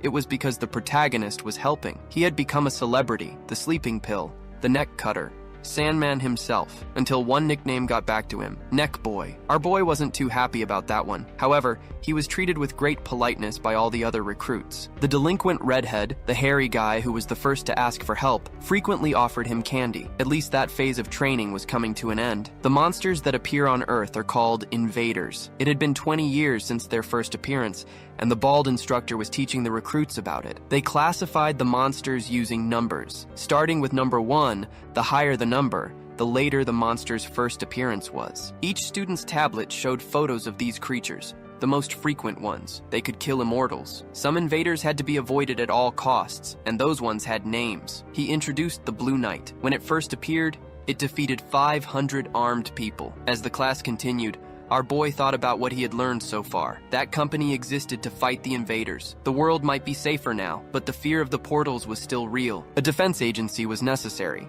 That was why Hawaii Communications existed. That explained the high salary. Knowing the truth made our protagonist even more enthusiastic. He didn't need to become a Marine. He was something better than that. Now he just needed to know why his father wanted him to take this path too, since it was such a dangerous profession. That part of their course ended up being a bit more theoretical. They were learning about useful artifacts. The nice instructor showed them a device that carried blood so they wouldn't lose consciousness. Another similar device perfected their senses and increased physical capabilities. Gustavo started getting interested in this part of the class. The instructor warned them to be careful, as it could be addictive, causing lifelong side effects. Given the number of drugs she presented there, Gustavo realized there must be many addicts among the immortals. In Candlehead's class, they continued their orientation. Slowly, Gustavo began to influence his companions, who were also helping those having trouble. Some started sleeping on their own and didn't need the protagonist's help anymore. The training routine was running smoothly now, and the chubby recruit didn't need help anymore. The end of training arrived. No one had managed to get expelled despite the punishments. With a smile on his face, the bald instructor congratulated them all. They were now employees of Hawaii Communications. The recruits celebrated. This was really good news. It was Instructor Candle's turn to announce the results, which would define which department the recruits would go to. The top 3 would also receive a bonus. If it was money, our boy was ready to take it. It was time to announce 3rd place. Gustavo was getting very anxious. The spot went to a random background character. Even our protagonist didn't know who he was. The bald instructor said this citizen's department would be chosen with caution, but he made it clear he wanted to join security, and the instructor said they would decide that soon. Now it was time to announce 2nd place. It was the Silent Princess. Several recruits were already expecting this, as it was in that person's blood. Gustavo watched closely, as he still didn't know what that meant. He remembered a conversation he had with his friends. Johan was surprised our boy didn't know so many things. The Silent Princess came from a very traditional, pure-blood family. Gustavo thought he was a noble. The redhead explained there were various lineages. The pure ones managed to be much better, with superior qualities, and the Silent Princess came from a family with one of the purest bloodlines in the whole place. Regardless, Gustavo admired that citizen's determination. Even if he was a huge jerk, he was competent. Oh my god, look at what's happening. If the Silent Princess was in 2nd, the redhead started thinking he might be in 1st place. Gustavo and Johan felt sorry for him. Their friend was truly delusional. The 1st place winner was about to be announced. Gustavo wasn't even surprised by how it was going to play out. Contrary to all expectations, 1st place went to the blonde girl. Gustavo doesn't like that chick at all. She makes zero effort to be nice to anyone. But he has to admit she's wicked smart. She developed a strategy to maximize her points. Basically, she wouldn't lift a finger to help her teammates unless there was something in it for her. That's exactly why Gustavo can't stand her. Looking at those 3, Gustavo started thinking, would he run into them in the future? But then he remembered he has no clue who that 3rd background character even is. All recruits have ample time off until 2 p.m. the next day. Gustavo suggested they throw a party. While they were chatting, one of the instructors called out to our boy, asking to speak with him later. His colleagues got curious about that. Another instructor also approached him and slipped him a personal contact number. This just made our boy's friends even more anxious, dying to know why this was happening. To Gustavo, it's obvious. These instructors want to recruit him for their own departments. The training wasn't just to mold them, but to showcase them too. The delinquent redhead is thanking Gustavo now. Thanks to him, he managed to sleep peacefully. A cute girl exchanged phone numbers with him, saying they should hang out sometime. Several background characters became colleagues with our protagonist, holding him in high esteem. This was something Gustavo definitely wasn't expecting. Seeing those results, our boy realized the training had been a massive success. Back at the dorms, Johan asked why he took so long. Gustavo claimed he's a very popular person and had to sign some autographs on the way. While all the recruits were relaxing, someone asked for their attention. A man in a suit entered the room. Gustavo knows everyone was distracted, but he was surprised no one noticed this guy approaching. It's a sign that he had masked his own presence. The man in the suit was clearing the path for an even more important person,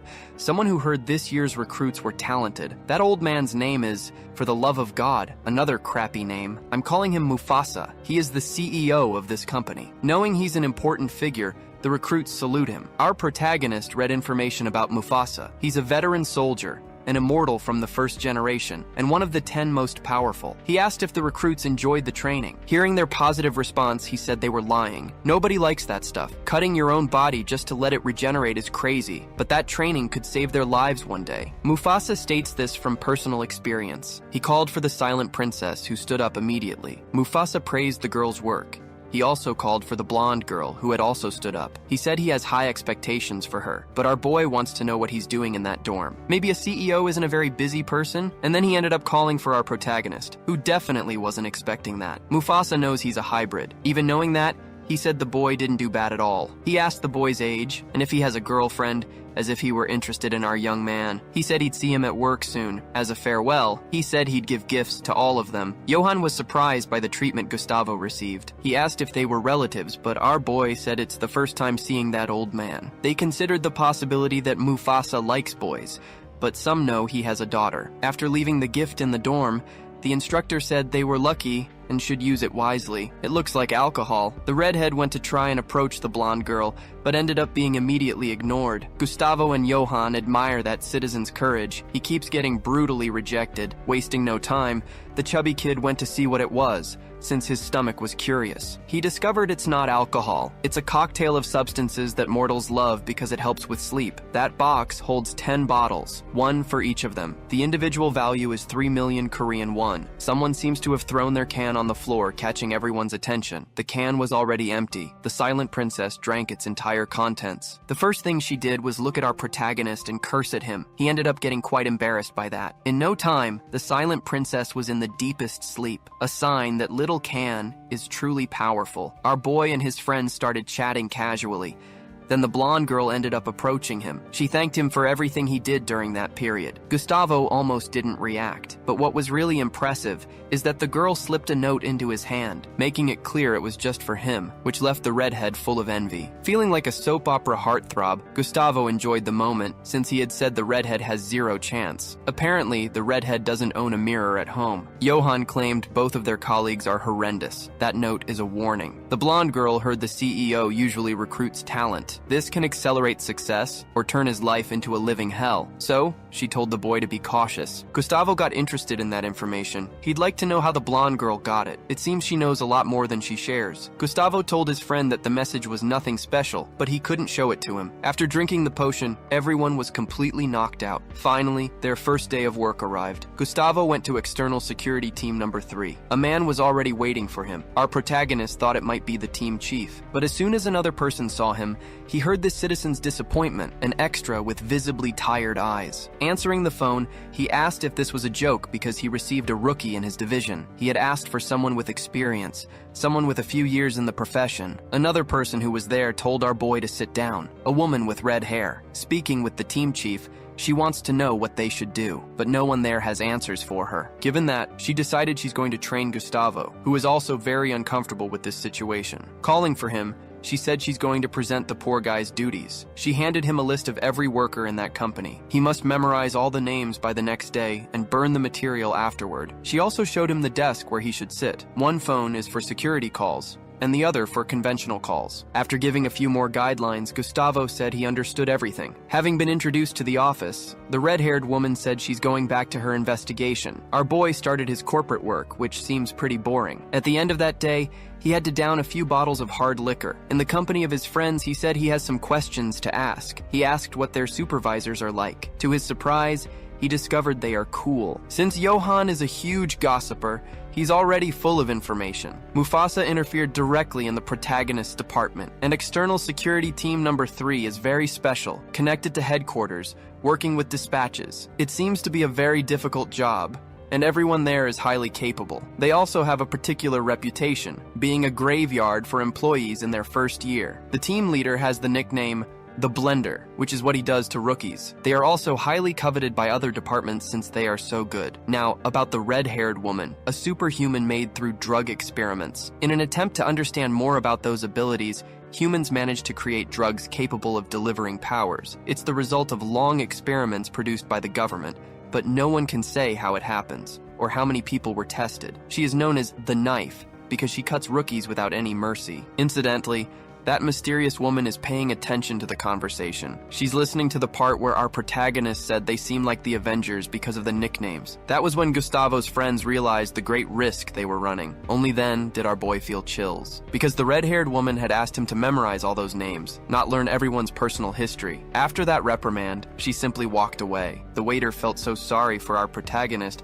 that he gave him a portion of food on the house. Looking at those peanuts, Gustavo came to an obvious conclusion. He is screwed. Trying to get rid of the stress, he remembered he should have a little more fun at work, creating a fiction of an ideal world. That was when the phone rang one more time. Our protagonist identified himself, but since he got the other person's name wrong, he was immediately corrected by the redhead woman. The guy with bags under his eyes and the team boss now think the rookie is an idiot. He's basically just a secretary there. But in his free time, he learns about other divisions, especially since he got popular with the nickname Little Neck. The team leader is named Lee, and he's a pureblood. He isn't prejudiced against hybrids, though. He's just a bit abrasive. He's also excellent in combat, one of the best in the whole company. When it comes to bare-handed fighting, No one beats him. He also loves to curse a lot. Next up is Panda, the guy with the dark circles. He's a hybrid too. He can't fight or shoot, but he's a genius in his field. Knowing his limitations, he specialized in strategy. Our protagonist doesn't know where this guy keeps his intelligence, but he does know Panda really likes cartoons. Finally, there's Citizen Kim. One of the few humans there, she went through elite training. She's the top performing human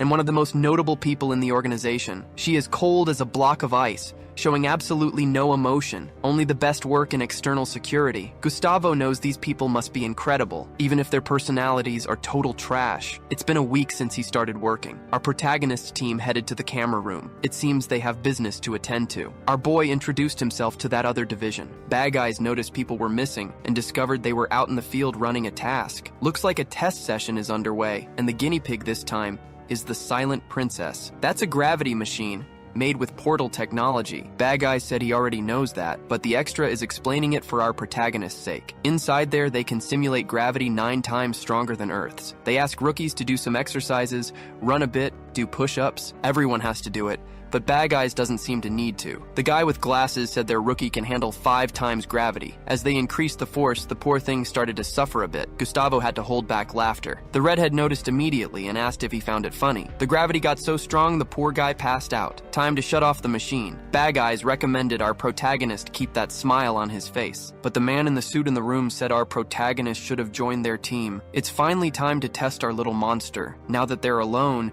they asked if they were being too hard on him. The suit guy said field work is very dangerous. Kim said she prefers an obedient dog to dead weight. To Bad Guys, the rookie doesn't know why they're acting this way, and he might end up resentful. But to stay on that team, he needs to be better than the others. Making him quit now would be better for everyone involved, because he could develop a sadism tailored to immortals, where they lose sensation in their bodies and become extremely dangerous and uncontrolled. If he fails this test, Lee will send our boy to a safer division suitable for hybrids like him. Lee has no idea why Mufasa put this kid on the team anyway. Then the test administrator said the kid is good. They're already at gravity level 4. Surprising everyone, our boy is resisting it all. But for Lee, this guy is just average.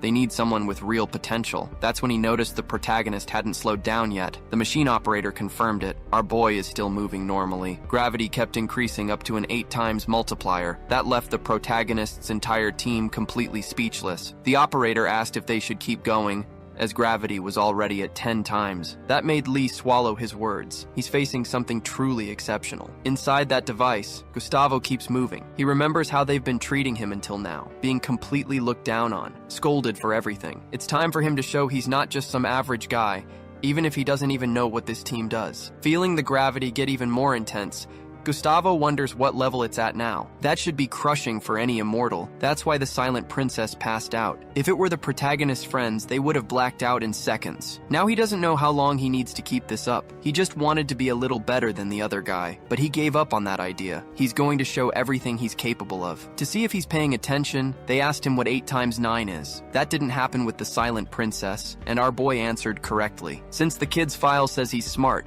Lee said to increase the multiplication difficulty, asking what 12 times 22 is. Once again, the boy answers correctly. Kim imagines the boy is in a trance state. Bad Guys said drugs can strengthen the mind, but they are very expensive. Lee guaranteed they'll examine our boy later to see if he used anything. The problem is, if the result comes back negative, Lee doesn't know what to do after that. The experiment finally ended. Gustavo actually ended up liking it. He feels his body much lighter. Even if it was just for a few minutes, he felt he had gotten stronger. As a hybrid between 2 supernatural beings, feeling something like this is very easy for him. Finally, the boy returns outside. Kim congratulated him, being much nicer than usual. It was so sudden that Gustavo was left speechless. Lee asked what our boy is looking at. If he's idle, he needs to get back to work now. Knowing our protagonist is exceptional, Lee wants to take a look at all the rookies' records. This started to worry Gustavo. He just wanted to be a little better than the Silent Princess. Before leaving, the machine operator called out to our boy. He said he's the one responsible for operating that machinery. He said our boy is welcome to swing by when he's off duty. But Lee is already visibly irritated. He wants to look at the rookie data. Our boy is now much more confident because that employee was nice to him, and Lee even wanted to check everyone's data. It's great for him to show what he's capable of. On the way to the room, Kim said she hadn't liked our boy's tone of voice when he introduced himself. This isn't a vacation trip, he's working. That's when Gustavo realized little had changed. Kim told him to keep up the pace, but our boy took that as encouragement. He's hoping to earn the respect of his new colleagues. Bad guys said they need to hurry. It's time to get back to work. Several books were placed in front of our boy. He needs to memorize it all. Once again, Gustavo realized nothing had changed. According to bad guys, there's data on invaders, the potion cocktails they use, and diagrams of the machines in that place too. It is necessary for the rookie to memorize it all. Gustavo thought he'd need a few months, but he was given only 4 days. Visibly dismayed, Gustavo asked what the advantage of memorizing all that was. That's when Lee arrived in the room. He noticed our boy wouldn't want to do that task. He needs to know that information if he doesn't want to be digested in an invader's stomach. Knowing the potions to use could also save his life. If he doesn't know the machines in that place, he won't be able to operate them. That's also fundamental. Even so,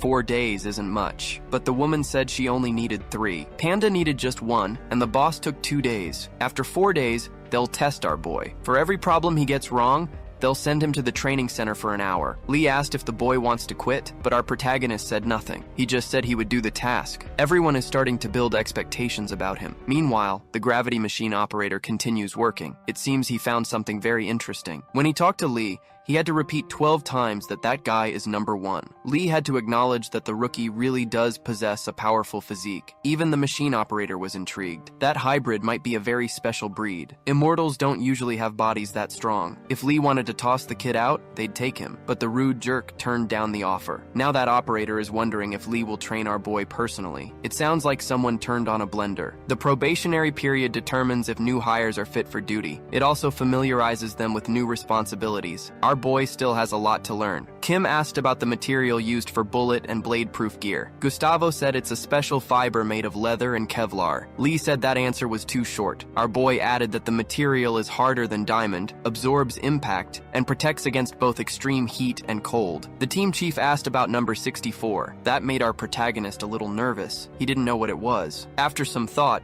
he realized it was the Knight of the Wheel. Lee asked if he was sure. It was a guess, but our boy had to take the risk. Lee told the moron he just got it wrong. He called him an incompetent little piece of shit and said he shouldn't be so confident when spouting such crap. It was just a test. They ask him 10 questions daily. Our boy gets 3 wrong every day. Now he's contemplating what to train first. Our boy went to work on body strengthening and bumped into the nice female instructor. She knows the poor guy has been training hard lately. He told her he does his best at everything. He couldn't reveal it was actually punishment for getting questions wrong. At the Pain Resistance Center, he's accompanied by instructor Candlehead. Gustavo went there to learn too. The instructor is impressed the boy is still alive. In other training areas, Gustavo does very well. His sensory control is perfect. Even fighting holograms isn't difficult. Once again, he returned to the gravity machine. Gustavo said he felt a bit stiff. The machine operator realized the boy was taking this very seriously. When he returned to his room, Gustavo saw something interesting. There was a folder on his desk, and the panda was looking at him with great satisfaction. Gustavo has to go back to studying and memorizing more information. When he got home, our boy was visibly tired. His mom had already prepared dinner, but his dad wasn't home. He was away on a work trip. It's been a month since Gustavo last saw him, and our boy had a lot of questions about his job, but he couldn't discuss anything confidential. It was company policy. He was frequently subjected to lie detector tests. So, our boy decided to talk to his mom about work situations instead. He said he's been given very difficult tasks. The matriarch wanted to know if he was being exploited. Gustavo said it wasn't like that, but everything was labor-intensive and full of responsibility. The matriarch told him they only do that with trustworthy people, but if he found it too hard, he should change jobs. Poor Gustavo immediately regretted venting to her. The matriarch asked if he was there for the money. Our boy said there were other cool things, too. It was the path that would bring him closest to his personal dreams. That's why he won't give up just yet. The next day, he was back to being tested and continued his heavy training routine. 2 weeks passed. Our boy had already managed to memorize everything necessary, to the point where he had nothing left to do there. So, he went back to reading those manuals. This company has 4 basic divisions. External security is responsible for dispatches. They handle emergency actions, like in the case of a black hole. They also respond to terrorist acts, though Security Team 2 usually handles that. They also act in a support role when other teams need it. Most teams consists of pure people, but that specific team has 1 human woman and 2 hybrids. Sitting in his office chair, Gustavo wondered if life would always have this rhythm.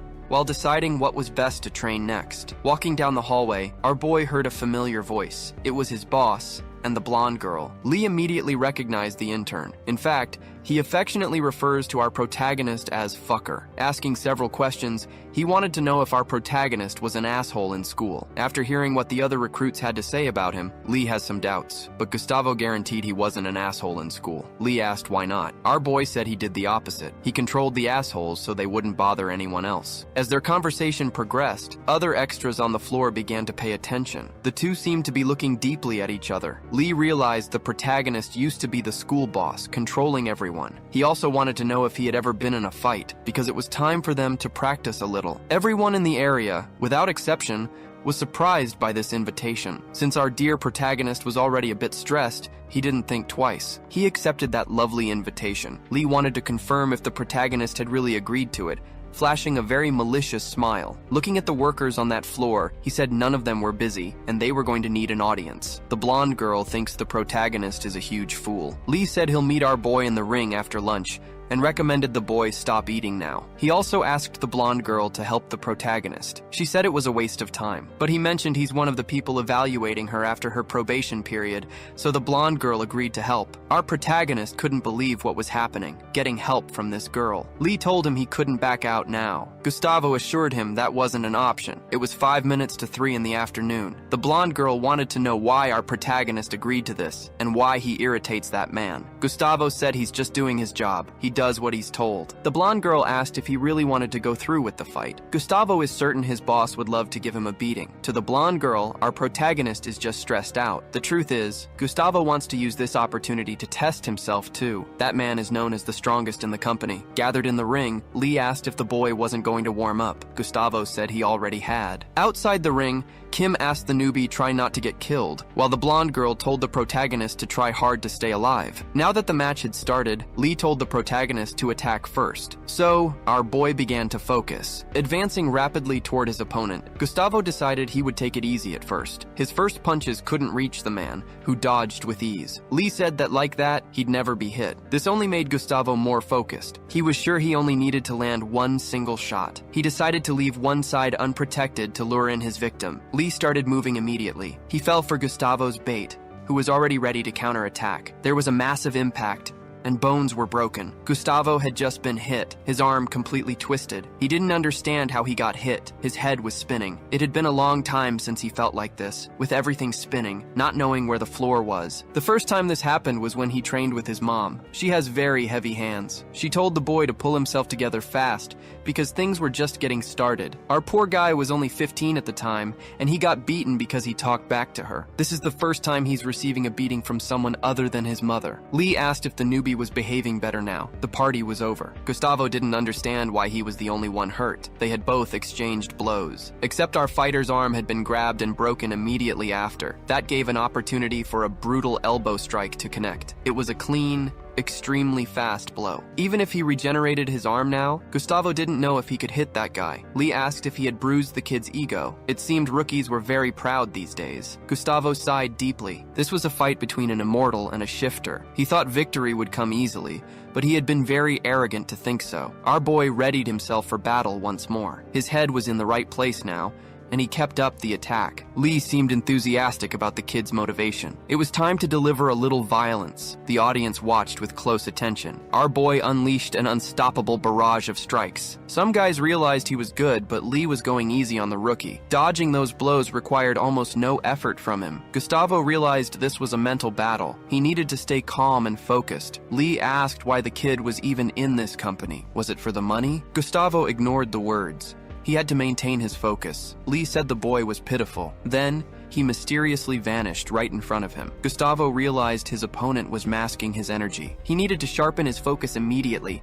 or something dangerous was about to happen. Thanks to that, our boy dodged a devastating blow. This left Lee very impressed. Afterwards, Gustavo needed to gain some distance. At that speed, He couldn't get close. He didn't understand how Lee could be faster than him. As a transformer, he should be stronger. That's when our boy realized rules have exceptions. Our protagonist had only learned the basics. Standing before him was an immortal with years of training. Lee truly possessed excellent techniques. But our protagonist was proud too. He wanted to give everything he had to win. Lee still wanted to know why the boy was there. Did he want to become a hero? After grabbing Gustavo's arm, he asked if he wanted to pick up women. If that was his goal, he should become a celebrity. This was really irritating Gustavo. He just wanted to shut Lee up with his fists. The boy's goal was to do what he loved most in life and become who he always dreamed of being. Lee disappeared again, moving even faster. Something just cut our boy's face. He needed distance immediately, but instead of fleeing, he managed to grab Lee's body with both hands. It was Gustavo's turn to ask questions. He asked why this complainer was even at the company. Lee said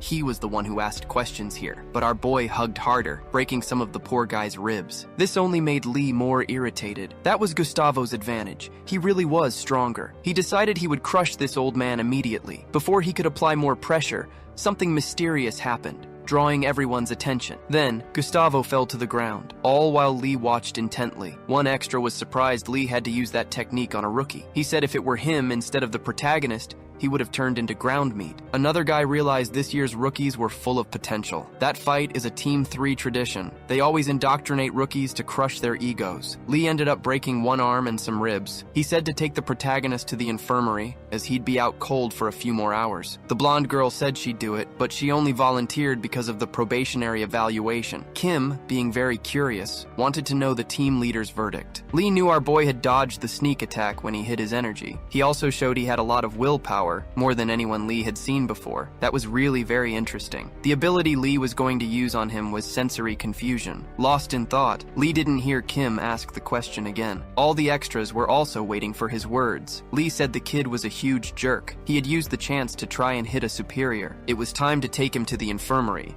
and everyone else needed to get back to work. Others in the protagonist's place hadn't been able to touch a hair on Lee's head. The team leader had to use very refined techniques to win. The team leader, who is a huge weirdo, now believes the protagonist is actually an incredible guy. In another room, our protagonist's friends were working hard, and they were very tired. Johan couldn't even stay awake. The protagonist entered the room as well, surprising the redhead boy. Our boy sat down in total silence. No one seemed to know why he was acting like that, but Gustavo was visibly disappointed. Before going there, he had gone to talk to Lee to demand explanations. Gustavo wanted to know how he had lost his senses and how his boss had done that. Lee liked the boy's interest in learning the move, but our guy said he was just asking a question. Lee told him he really liked winning. Gustavo decided to turn his back on him and go his own way, since that jerk wasn't going to tell him anything. Lee said this wasn't school. He wouldn't get all the answers he wanted just because he asked a question. He said the boy should find a way to figure it out and write a report. It needed details on why he had lost, and he had to do it himself. If he looked for answers from someone else, he'd better give up now. And if he thought none of it made sense, he should give up then too, but Gustavo needed to do it soon and decide what he wanted to do with his life. One of the rookies was presenting what the analysis team did, but our boy was only thinking about his defeat and how that man was so much stronger than him. He couldn't understand how he had been hit. It almost seemed like Lee had a hidden weapon. The conversation they'd had was even more intimidating. Gustavo needed to learn to fend for himself soon. Back at the lecture, the presenter was talking about Project Oracle. It was a system capable of predicting the future. That was how the analysis team was born. The blonde girl had a question. She heard psychics used to exist, and the speaker confirmed it was true. The future is a dynamic force, always in motion. The blonde girl said that predicting such a malleable future only brought false hope, and indeed, that is why Project Oracle existed, but it failed its purpose. The speaker said the reason was very simple. The human brain was to blame. A person's thoughts are never completely true. Half-truths exist for everyone, and they end up deceiving people. Believing something is true isn't necessarily proof of that truth. This leads people into error. Our protagonists seem to have an epiphany. Remembering the farmer's words, masking one's own energy is also about confusing others' perception. Immortals are very sensitive and can block certain signals before they reach other people. Gustavo seemed to understand this. Using this principle, he couldn't just block sensations. He could also pass on false information. He remembered he was squeezing his opponent. He thought he had grabbed both his arms, but that was wrong. That presentation finally ended. But before the conclusion, our boy had already left the room. Remembering details of the fight, he realized everything was in his boss's right hand. It was time to write the report. The problem was, for the deception to have worked, Lee needed to know exactly when he would be attacked. The team leader was waiting to end it all in a single blow. Gustavo realized intuition could work similarly to clairvoyance, something only the best possess after surviving many battles. Gustavo still couldn't read others' movements to that depth, but he could combine his intuition with his senses. Our boy's heart started beating fast. He had just stumbled upon a great source of knowledge. He could achieve this ability too. In the blink of an eye, he ran toward the team leader. Lee had no idea what was happening. He had to push himself away from the desk with a kick, but our protagonist remained completely still. He hadn't moved an inch. He had perfectly controlled his own senses, focusing only on his opponent. Our boy felt his boss's next movement and tried to attack him in that position, but things didn't happen the way he was expecting. Lee seemed to find that sudden attack interesting. Once again, he used that mysterious technique against our boy. Gustavo felt energy coming from all sides. He was surprised by a blow to the jaw. The boy had to take a few steps back. The panda and the redhead woman were trying to understand how that was possible. Meanwhile, the team leader wanted to know what that was. Gustavo said this was his report, and he was trying to understand the answer to that question. That single blow was enough to break the boy's jaw. To reach the conclusion of that question, Gustavo realized this would be the ideal way. Another bystander mentioned that our protagonist went crazy. Maybe he needs therapy. He seems mentally unstable. Surprisingly, Lee said the little punk isn't wrong. This left our main character confused again. The team chief told our boy to clean up that mess fast. He asked if the others were too busy. The panda and the redhead are chill, though. The lead said they're off duty and can go home, while Lovato stays to fix everything. Since he has a good memory, he'll know exactly what's out of place later. Outside, the panda asked what the rookie did. Kim realized the rookie used a sensory deception move. They want to know if Lee taught the boy without telling them. The team leader said he'd never do that. Besides, instead of handing in the report, Gustavo chose to attack the boss. Lee seemed to enjoy that part. Regarding physical skills, Kim is sure the boy is high level, but the chief wonders if he was trained. A pureblood would never act like that. Still, the boy followed the order literally, using the technique right against the leader. Despite learning something interesting, our poor boy has to clean it all up. The next day, Kim was surprised when the team leader said he wanted to put the rookie on a mission. Since she needs assistance and they are short-staffed, she should take him. Kim called for our boy, who jumped up with enthusiasm. They are already in the elevator, heading to a floor full of weapons to prep for the mission. Both start putting on full gear. Gustavo looks like an elite soldier, or someone heading out to play paintball with friends. Sirens are blaring where they are. A black gate just appeared in the middle of the field. Our protagonist just arrived at the designated mission spot. They're expecting an invader, and more might appear. This part of the story teaches us the typical lingo of these operations. You have to learn to read it. Our boy looks at the portal with anxiety, remembering what happened 9 years ago. That's when he was saved by a mysterious figure, and promised himself he'd hunt those monsters too. Today is the first day of the rest of his life, where he'll achieve this dream, but that gate is much smaller than expected. Gustavo told his boss he's getting nervous. She ignores him completely, checking her weapons. Our boy decided to do the same, until something mysterious happened. That gate started getting much bigger. This is an irregularity. Kim asked for immediate backup, but Central needs video. When the image arrives at the office, the chief and the panda got scared. The two need to retreat immediately. It became too dangerous. Gustavo knows the situation can get very dangerous. Creatures will advance immediately. He asked if their work was finished. Faced with her silence, Gustavo remembered seeing the region via satellite. There's a nearby city. These people are at risk. Central ordered them to leave, but Gustavo wants to know until backup arrives. Kim said approximately 15 minutes. Again, Central told them to obey orders, until the first creature stepped out of the gate. Gustavo is confused.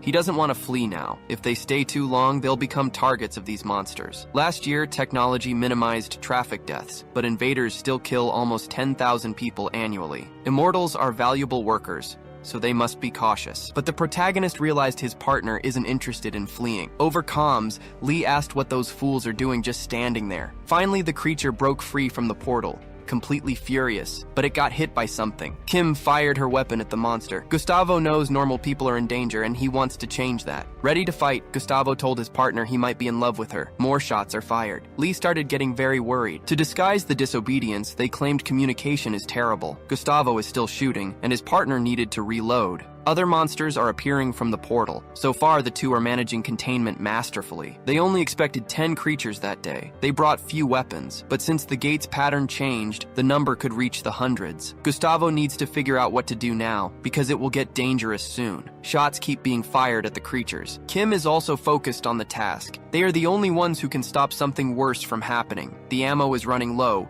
and the attack pattern is in waves. Gustavo asked if she has a plan, and she said yes. While the creatures focus on the boy, she will finish them all. The situation can't hold like this. Bullets will run out soon. And finally, it happened to our protagonist. One creature is ready to finish him, but our boy was saved by his partner. Even with no ammo, she can solve everything through traditional violence. Gustavo was very impressed. Now they need to finish the other creatures. Kim's movement is impressive, leaving our protagonist awestruck. Without knowing how super drugs work, Gustavo is sure of one thing: Kim is much stronger than a normal person. He continues giving her support until the ammo finally ran out completely. Time for Gustavo to embrace tradition. He won't just be bait. It's time to show his powers. Gustavo started by smashing the first head. Then he grabbed a creature's arm and used its body as a club to hit the others. So far, they are resisting the attack, but those dogs are really dangerous. Kim needs to use her knives to finish them off, leaving behind a trail of bodies. She must maintain attention at all costs. Gustavo realized the girl is always changing position to avoid being attacked. Since our boy is still very distracted, he got bitten on the arm. But grabbing his own knife,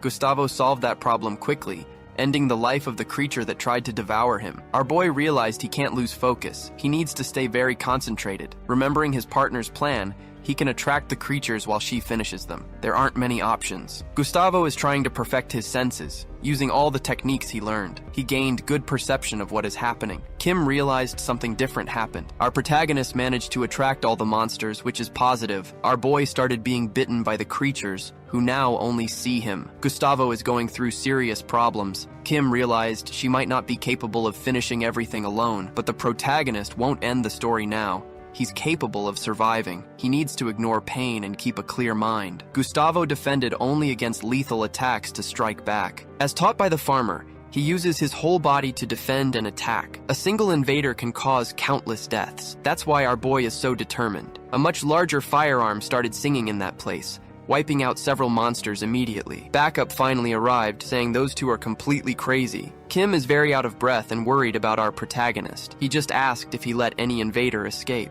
Looking at the boy's injured body, she said no. He resisted very well. Hearing those words, Gustavo started falling to the ground. The reinforcement team wants to know if they finished the job. Apparently, there's nothing left to do. Observing it all left the supervisor scared. There are at least 200 dead creatures. It's impressive that 2 people took care of everything. For 10 well-trained immortals, it would have been difficult, but they only needed a drugged human and a hybrid. But she knows our protagonist was the real reason that mission succeeded. Back at headquarters, Lee was furious. That lame excuse about not being able to hear anything didn't fly with him. Gustavo stuck to his guns. The connection was bad. This only made the team leader angrier. They hadn't followed his orders. Lee said he was about to lose his own sanity connection. He just wanted to beat the hell out of both of them. Kim stepped up to take responsibility for what happened. The team leader asked her if she realized her position there. She simply replied that she was just an employee. But since they had messed up and disobeyed orders, Lee demanded to know if she intended to resign. Thanks to their actions,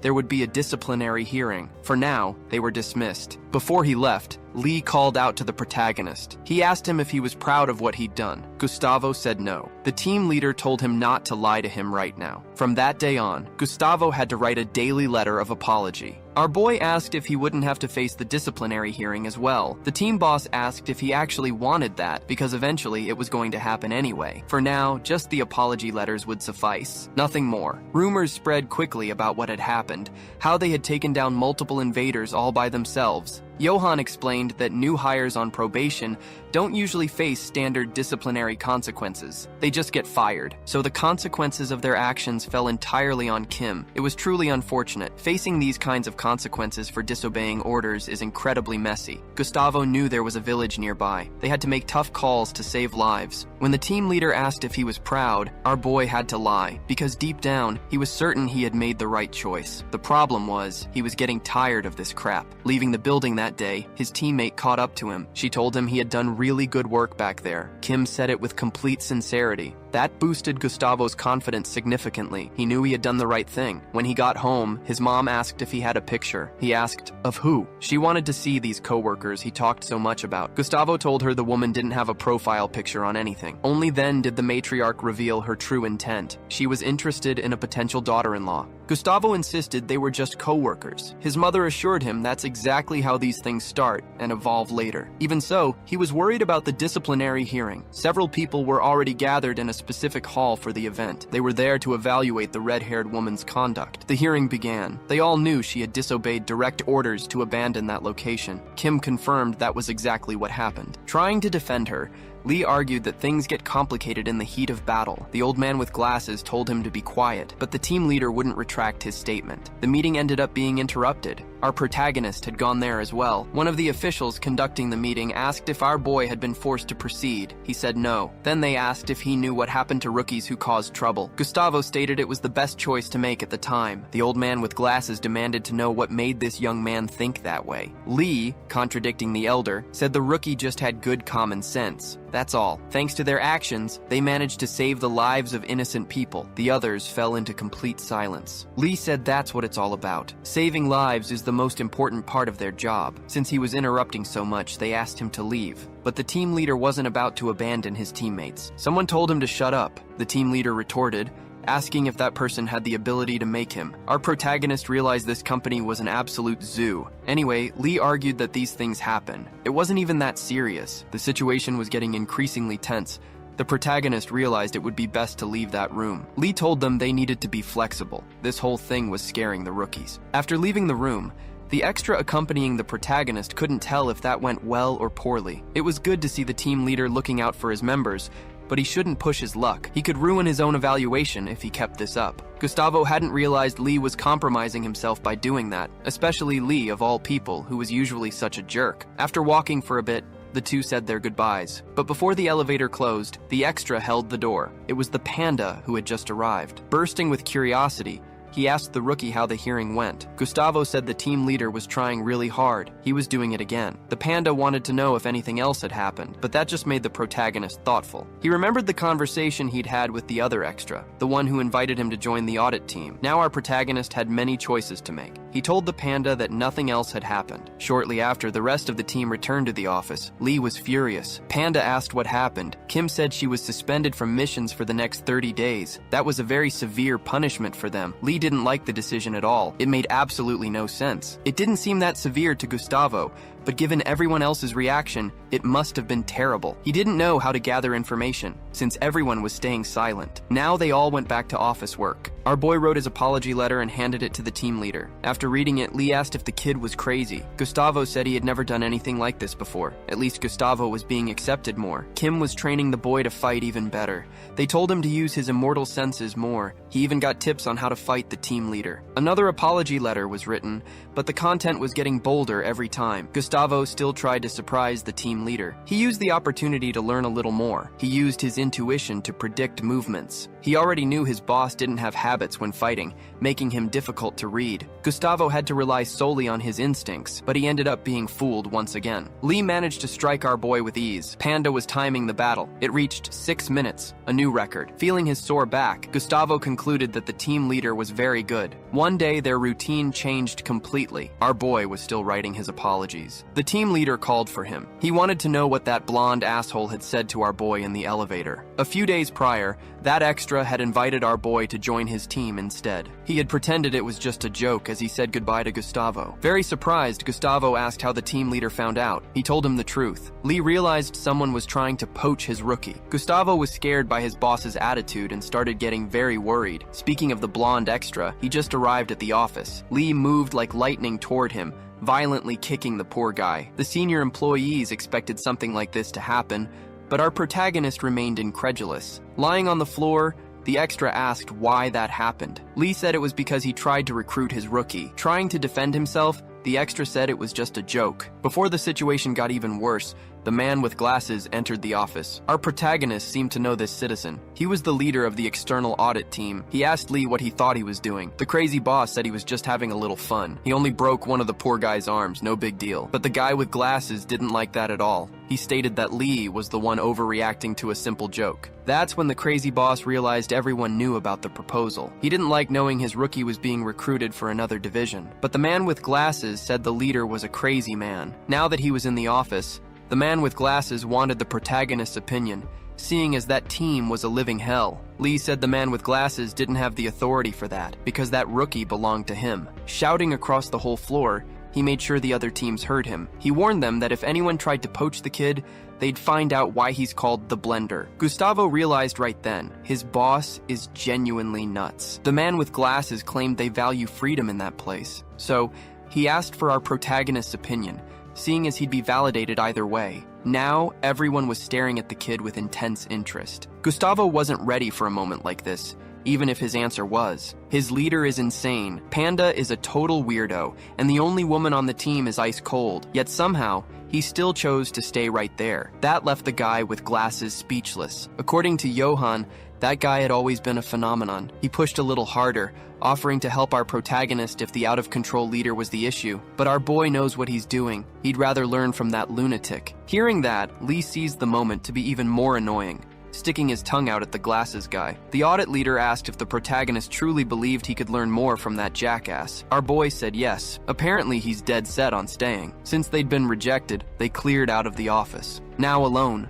Lee asked why Gustavo was staring at him. It was obvious he was going to stay anyway. Once again, they were ordered back to work. Panda mentioned the boss is actually proud of our boy. Walking past our protagonist's desk, Lee noticed something. He asked the kid what it was. Gustavo said it was his apology letter. He just hadn't finished it yet. Given the look that lunatic gave him, Gustavo started worrying. That letter is basically a joke, a piece of sarcastic poetry. After a brief punching session, Panda commented to the female team member that the crazy person count had just gone up to 2. While those two were trading punches, another mission arrived for them. Lee wanted to know what the task entailed. The question remained, who would be in charge of executing it? For the team leader, the answer was obvious. He only has one rookie to send this time. Gustavo liked that news and wanted to know where he was headed. Lee told the kid he's going to the airport. He's going to be a human detector. Gustavo needs to find a girl. She's a shape-shifting supernatural, and the image shows her original form. She's probably a mercenary carrying vital documents. That's why they requested their help. There will be some transformers on this mission. Gustavo knows she can change her shape, but she can't change her scent. Lee asked if there would be support from other teams. Panda said the blonde girl is going too, and very likely the silent princess. The team chief couldn't believe he had to send that mediocre rookie along with those prodigies. But since at least 3 immortals are required,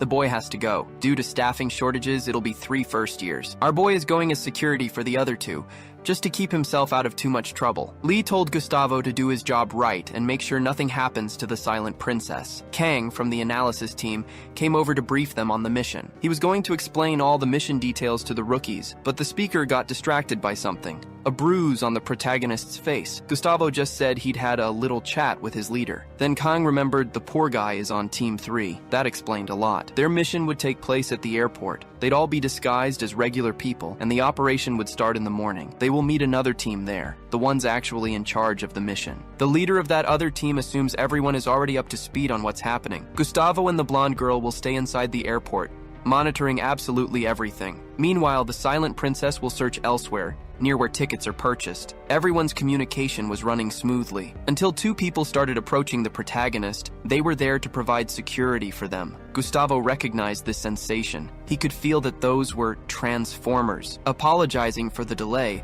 they informed the group they were there for security. Before everything went down, Gustavo asked Kang a question. He didn't know why the silent princess would be left alone. The poor guy didn't like being called by his actual name by our protagonist, and he made that very clear. Kang said a highly sensitive immortal was requested for this mission. That's why the silent princess is going too. The blonde girl noted that there were too many people involved, while the silent princess claimed to be the only true immortal there. Either way, they need to complete the mission, and guards will be there to assist. When the briefing ended, the silent princess stood up to leave. She was followed by the blonde girl, who also had nothing to say. Only our protagonist remained in the room. He apologized to Kang for the behavior of the other two. They're complicated. Kang said results speak loudest around here. Gustavo realized he'd have to work with those two jerks. On mission day, some random extra approached the blonde girl, asking for her number because he thought she was beautiful. She told him she was married. Our protagonist saw this happening immediately. He asked who that asshole was bothering her. After the extra walked away, the blonde girl said he had exaggerated a little. Gustavo knew he had to get back to paying attention to everything, but all those people seemed perfectly normal. Then someone called them over to check a small piece of information. A person in a blue shirt and jeans, a man around 30 years old. They needed to start looking for those characteristics. Walking calmly through the crowd,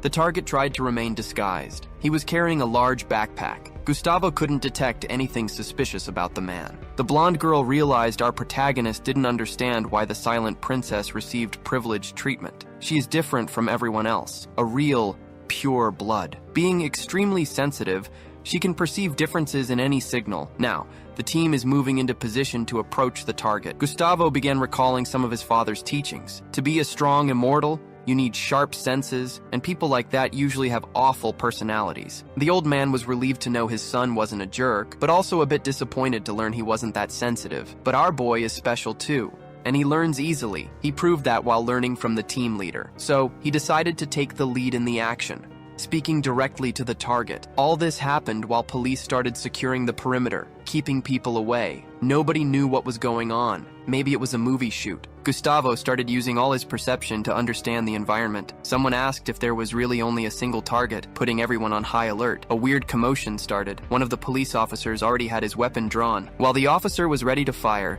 the silent princess tried to regroup with her teammates. Several shots were fired toward the crowd. The situation was getting more confused by the minute. The policeman who had opened fire was just neutralized. After hearing all that noise, Gustavo started worrying and headed toward the trouble. That's when he felt something approaching them, specifically targeting the blonde girl. The poor girl almost lost her head, but she managed to dodge and strike the bald guy. Leaving the extra defeated on the ground, they realized the attackers here were psychic power users. Gustavo could feel the presence of two others, but didn't know how many targets total were in the operation. They were spreading out fast. Gustavo knew he had to stop them. 2 days before the mission, their files were being reviewed. Kang was impressed with the silent princess. She's a very capable person from a traditional family, just like the blonde girl. He was also interested in our protagonist's record. Everyone was talking about when he fought the team chief. Besides being very skilled, he seemed to have a pleasant personality, all the characteristics they were looking for. The Candlehead instructor had passed through and noted that he looks a lot like our protagonist. Having also heard the shots,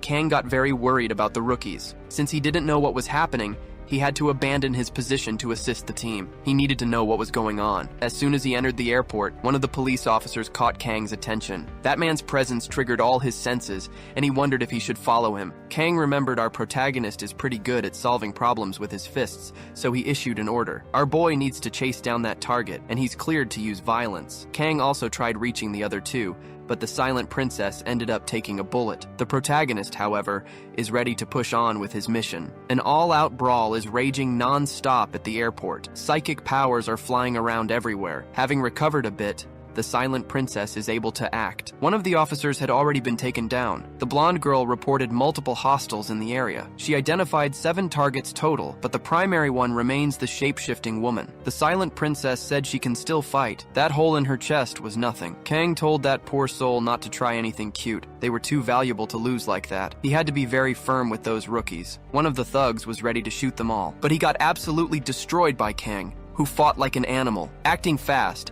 Kang neutralized another clown. It's time to finish off all these thugs. Downstairs, the guy who was dressed as a cop has already changed clothes. Our protagonist caught up to this fine citizen and asked if he was done running. The target remarked on our boy's persistence, figuring he must be an immortal. The protagonist asked if that wasn't obvious already. After considering it a moment, the target said no. Feeling no sense of danger, the target asked why the protagonist came alone. Gustavo said backup was on the way. The target replied that coming here all by himself was a mistake on the boy's part. That's when the target's body began a drastic change. His psychic powers specialize in physical strength, and he just turned into a mini Hulk. Since immortals can't die, this thug said he's just gonna crack our boy's skull open. Gustavo realized backup would be delayed, about 10 minutes out. For our boy, that's more than enough time. He doesn't have much to worry about. Soon, the bandits at the airport were neutralized. The wounded are already being treated. Kang realized the operation's target wasn't there. The shape-shifting woman had vanished. So the blonde girl was right. It was all just a distraction so the real target could escape. Downstairs, the protagonist faces a brutal battle that nobody actually believes he can dish out violence against him. He prepared to land the first blow. It was already aiming for the protagonist's head. Gustavo defended against it with ease, but the extra wasn't surprised. Not until he tried to pull his arm out of that grip and realized something was very wrong. Gustavo asked if the guy had eaten lunch because he seemed to have lost all his strength. Using a bit of his power, our protagonist snapped that clown's arm with just one hand. The pain was so intense the thug almost collapsed, and the massage session hadn't even really started yet. Sensing he was about to be brutally crushed, the bald bandit tried to react. He hoped to land a kick to our boy's head. Remembering his training, Gustavo knew how easy it was to redirect force. It was effortless to defend against a blow coming from someone with zero technique. This gave Gustavo the opportunity to get a little more violent. Time to rearrange the teeth in that poor thug's mouth. He tossed the poor wretch into the air like a party balloon. The bandit hit the ground, visibly mangled. Gustavo told him he lacked hatred. The battle hadn't even lasted 3 minutes. Gustavo still had to wait for backup to arrive. Being a curious man, he started eyeing that mysterious backpack. It seems shapeshifters can even turn into objects, but she can't turn into solid metal, and our boy is ready to set that backpack on fire. At first, nothing happens, until a mouth appeared on the object saying she surrendered. Gustavo didn't appreciate the delay. He said he had questions. The backpack begged him to move the lighter away. Furthermore, she couldn't guarantee she had all the answers, as that could compromise her entire career. However, she admitted she was willing to negotiate. Gustavo said he wasn't interested in that. He asked if she could turn into something smaller, like a cigarette, so he could light it with his lighter. The woman replied she was already at her limit. Seeing she was still a backpack, Gustavo asked what she was waiting for to turn back into a person. The backpack said she needed to borrow his jacket. Backup finally arrived on the floor, and nobody could tell what was happening. Gustavo had given his jacket to the woman and defeated the bald bandit. Kang demanded to know what happened, so our boy reported the situation. He was attacked by the bald bandit and had to give him a severe beating. The backpack the bald guy was wearing was actually the shape-shifting woman. Shortly after, the silent princess arrived as well, but our protagonist told her the show was already over. The bald bandit was immediately arrested. Just to provoke the silent princess, our protagonist whispered in her ear that he was the one responsible for catching the target. The woman from the other agency, the police chief, asked if Gustavo took down the bald guy alone. Our boy said he just got lucky. He hadn't lost his composure just because he found the target, unlike certain people. Those transformers liked our boy's attitude, until someone asked if he had any idea who he'd just knocked out. Facing our protagonist's ignorance, even the shapeshifter woman was surprised. That bandit is wanted in several places and goes by the nickname Rhinoceros. He has a huge bounty on his head. Gustavo soon learned that Citizen is connected to very dangerous organizations. What he did there was sensational. People assumed the battle was incredibly violent, and since our boy is immortal, they figured he'd already regenerated. Only Gustavo knew it only took a single blow. Kang was very pleased with the outcome of the action and congratulated our boy. Now it's time to crunch some numbers. Everything that happened wasn't in the contract. One of their team members stopped the fight without using any gear, which made that woman a little upset. Still, she agreed, but she had a question to ask as well. She wanted to know the level of that promising rookie. Gustavo introduced himself to her, saying he was just a new recruit. Back at the office, Lee said our boy doesn't need to reveal his name in every operation unless he wants to get famous. Gustavo admitted that's a hard habit to break. Returning to the investigation, they discovered that the bald bandit is a member of a very dangerous organization. The ones behind everything were this organization called Prometheus. The girl was carrying confidential information for their organization, extremely sensitive data. Before leaving the team chief's presence, Lee asked if our protagonist was happy about capturing a terrorist. Our boy said yes. Returning to his own desk, he was ordered to write a report, and this time, to do it right. This organization is made up of mad scientists who want to make all humans special, just like the god who shared fire with mankind. Thinking about it, Gustavo realized the world is full of crazy people. If crazy could fly, you'd never see the sky. Just then, a man with glasses approached the protagonist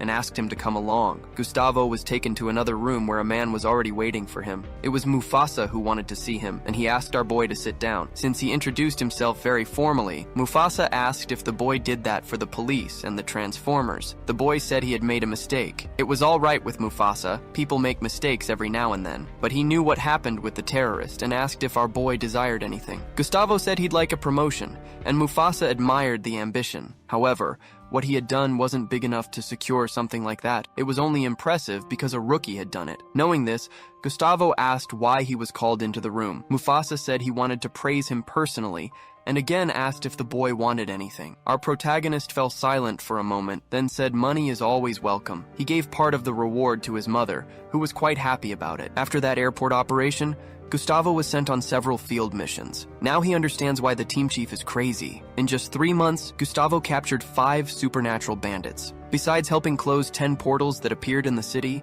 he also learned that the team leader hates doing those kinds of missions. He also hates the boy's reports. But that's the protagonist's fault. He describes unnecessary things, like how many times the team leader picks his nose. During this time, he also kept training hard. He doesn't get knocked out by a few hits from the team leader anymore. Actually, Lee doesn't spend more than 10 minutes on this kind of training with the boy. Gustavo always has a lesson to learn during that short time, but he still hasn't been able to spot a weakness in the team leader. 3 months after that operation, Kim is full of hate. She said she's going to kill them all. She's sitting at a restaurant table in the company of her colleagues. She had been talking to herself. Whenever she drinks a little, she falls asleep and starts rambling. Enjoying the relaxed moment, Panda asked his boss if he thought he could get a girlfriend. Lee said he isn't a psychic. Then, looking at our protagonist, the crazy leader told him not to get too drunk. He wouldn't want to see the youngster making a mess. That restaurant is inside the company, specifically for immortals. It's a quiet but cozy environment. Everyone is taking the opportunity to drink plenty, and Gustavo started getting very curious. Lee told the kid not to look at him like that.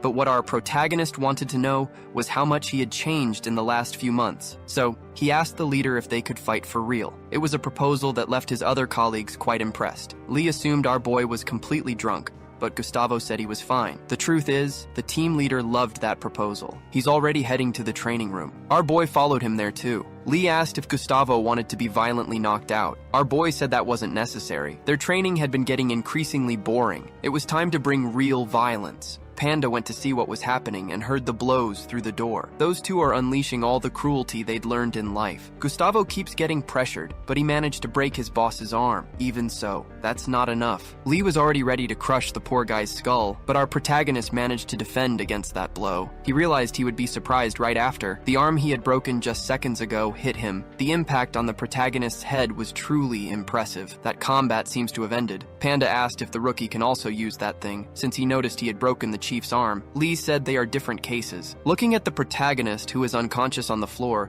Lee realized he is very different. Someone is watching the files of that year's new recruits, and he noticed the protagonist right away, the person creating various rumors. So he asked his secretary for a detailed file on our boy. His evaluation is very satisfactory. The guy realized that Gustavo knows how to get things done, but his ability as an immortal isn't that good. It's almost as if he has no talent. It's impressive that he is on the external security team while possessing small abilities in that area. The secretary said that in the last field operation, our boy received maximum marks, but observing other attributes, that man realized the boy is mediocre in some areas. There was something special about him too. It's in our boy's file that he practically doesn't get drunk. So he came to the conclusion that he's just a weirdo who knows how to fight very well, but who can't control himself, and who doesn't have the sense of an immortal. It will be necessary to remove him from that scenario. Looking at his own file, Gustavo asked how immortal abilities are evaluated. Panda said it's by observation, and he was also part of that disciplinary hearing. His score is low in that area because he did something punishable. Even so,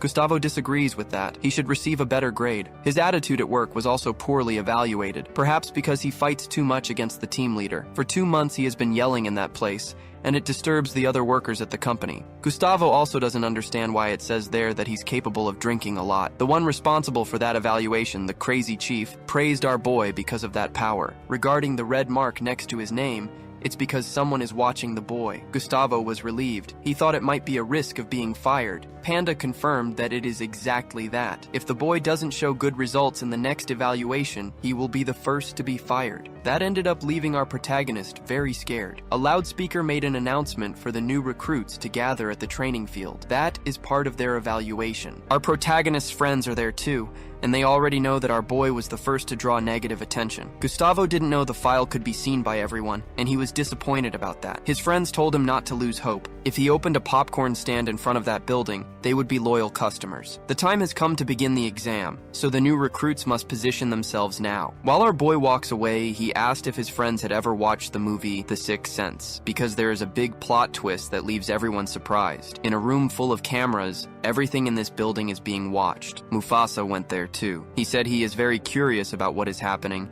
and would like to see it because it's going to be very fun. A battle between the best recruits of that company. Our protagonist is going to be one of the first to fight, and his opponent is going to be the Silent Princess. Definitely the two of them don't like each other very much. The combat started very intensely. Our protagonist remembered something that happened before. He was being tested by someone. He needed to find out which cards were different by paying attention to small details. To finish that task, it took him a little over 3 seconds, which is an impressive time. Our boy now wants to beat up the Silent Princess. When they saw the video of him exercising in the gravity machine, they almost couldn't believe it. 12 times normal gravity is basically triple what a conventional recruit is capable of resisting. The poor Silent Princess is being beaten. She can't react to any of our protagonist's blows. She is being brutalized in this task. The protagonist's lung capacity is also very good, and his physical strength is exceptional, just like the reflexes he possesses. That is reaction time. His flexibility is also something completely impressive. His score in this part is much higher than the average for immortals, and the Silent Princess is finding that out in the worst possible way. Our boy had to apologize to her,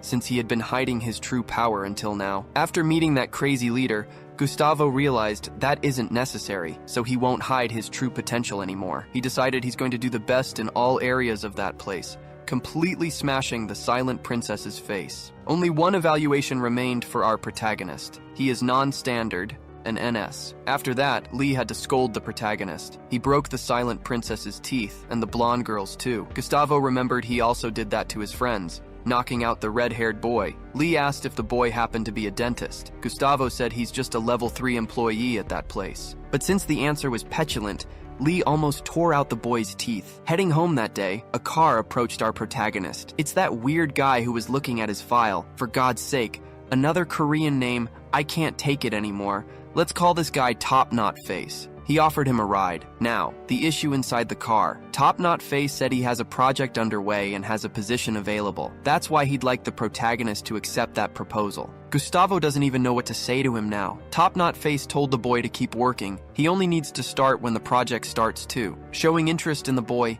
he asked if he likes to eat meat. It was a question that made no sense, but our boy ended up being let go. Top Knot Face called someone and told his superior that he had made contact with the protagonist. He realized he is very intelligent and must know what that means. Arriving home, the protagonist's mother asked why he had received that meat. Gustavo said it's because he works very hard. After the probationary period, our boy became a level 3 employee and got access to more documents and a salary increase. His mother is still waiting to receive a grandchild, and our boy moved to be closer to work. But a crucial detail about his life is that his team barely has any work to do. Lee said he's heading out for a meeting. He remembered asking Kim why their crazy leader doesn't have performance reviews. She said it's because they don't do anything. Gustavo argued they'd done many operations recently. The girl replied that they just provide support. That's why they aren't evaluated. Through her, he found out the higher-ups don't like their leader. That's why they get so little work. The panda is the one who ends up working hard, doing lots of favors for other teams. Gustavo offered to help him, but Panda is already used to this pace.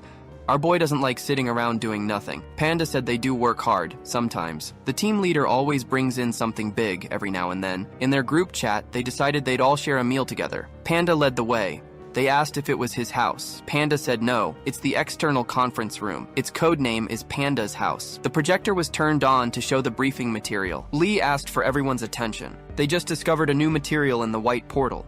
An ambient stone. It's capable of storing aura, the same energy psychics use. It serves as an instrument to change that energy. The analysis team realized it could be a future power source. Not all stones can store the same amount of energy. Of the ones evaluated so far, the best are rated AA. A Category D stone can power a plane traveling from Korea to the United States. A Category AA stone is strong enough to take down an S-rank transformer, and apparently, a stone of that category has been discovered. At least 50 of them have already been found. The psychic organization secured them, but the information leaked. Possessing these stones is crucial, and they asked the government for help. It will be up to Hawaii Communications to protect their transfer. They will receive some stones as payment. That's why they are gathered there. Lee is going to present the main information to them, along with details about the entire operation. The team ended up being surprised by this information. Lee wanted to know if our protagonist could participate in this mission. He asked for Panda's opinion, who needed to think about it, but he's confident too, believing in the kid's capabilities. So everything is decided, until our boy decided to ask a question. He asked why they were gathered in that room. The crazy boss said they are working. Those words brought a lot of excitement to our guy. The next ambient stone will be theirs. 2 days later, they were already in the field, in a restricted area full of security. A man ended up penetrating those defenses, leaving the conventional soldiers very worried. Right behind the crazy boss is our protagonist. He is saying this is an important mission for the immortal forces. The target keeps fleeing, desperate, but our protagonist and his partner keep executing the mission until they lost sight of the target. Conventional soldiers realized what was happening and told them not to do it, but our protagonist is willing to enter that portal to fulfill the objective of his mission.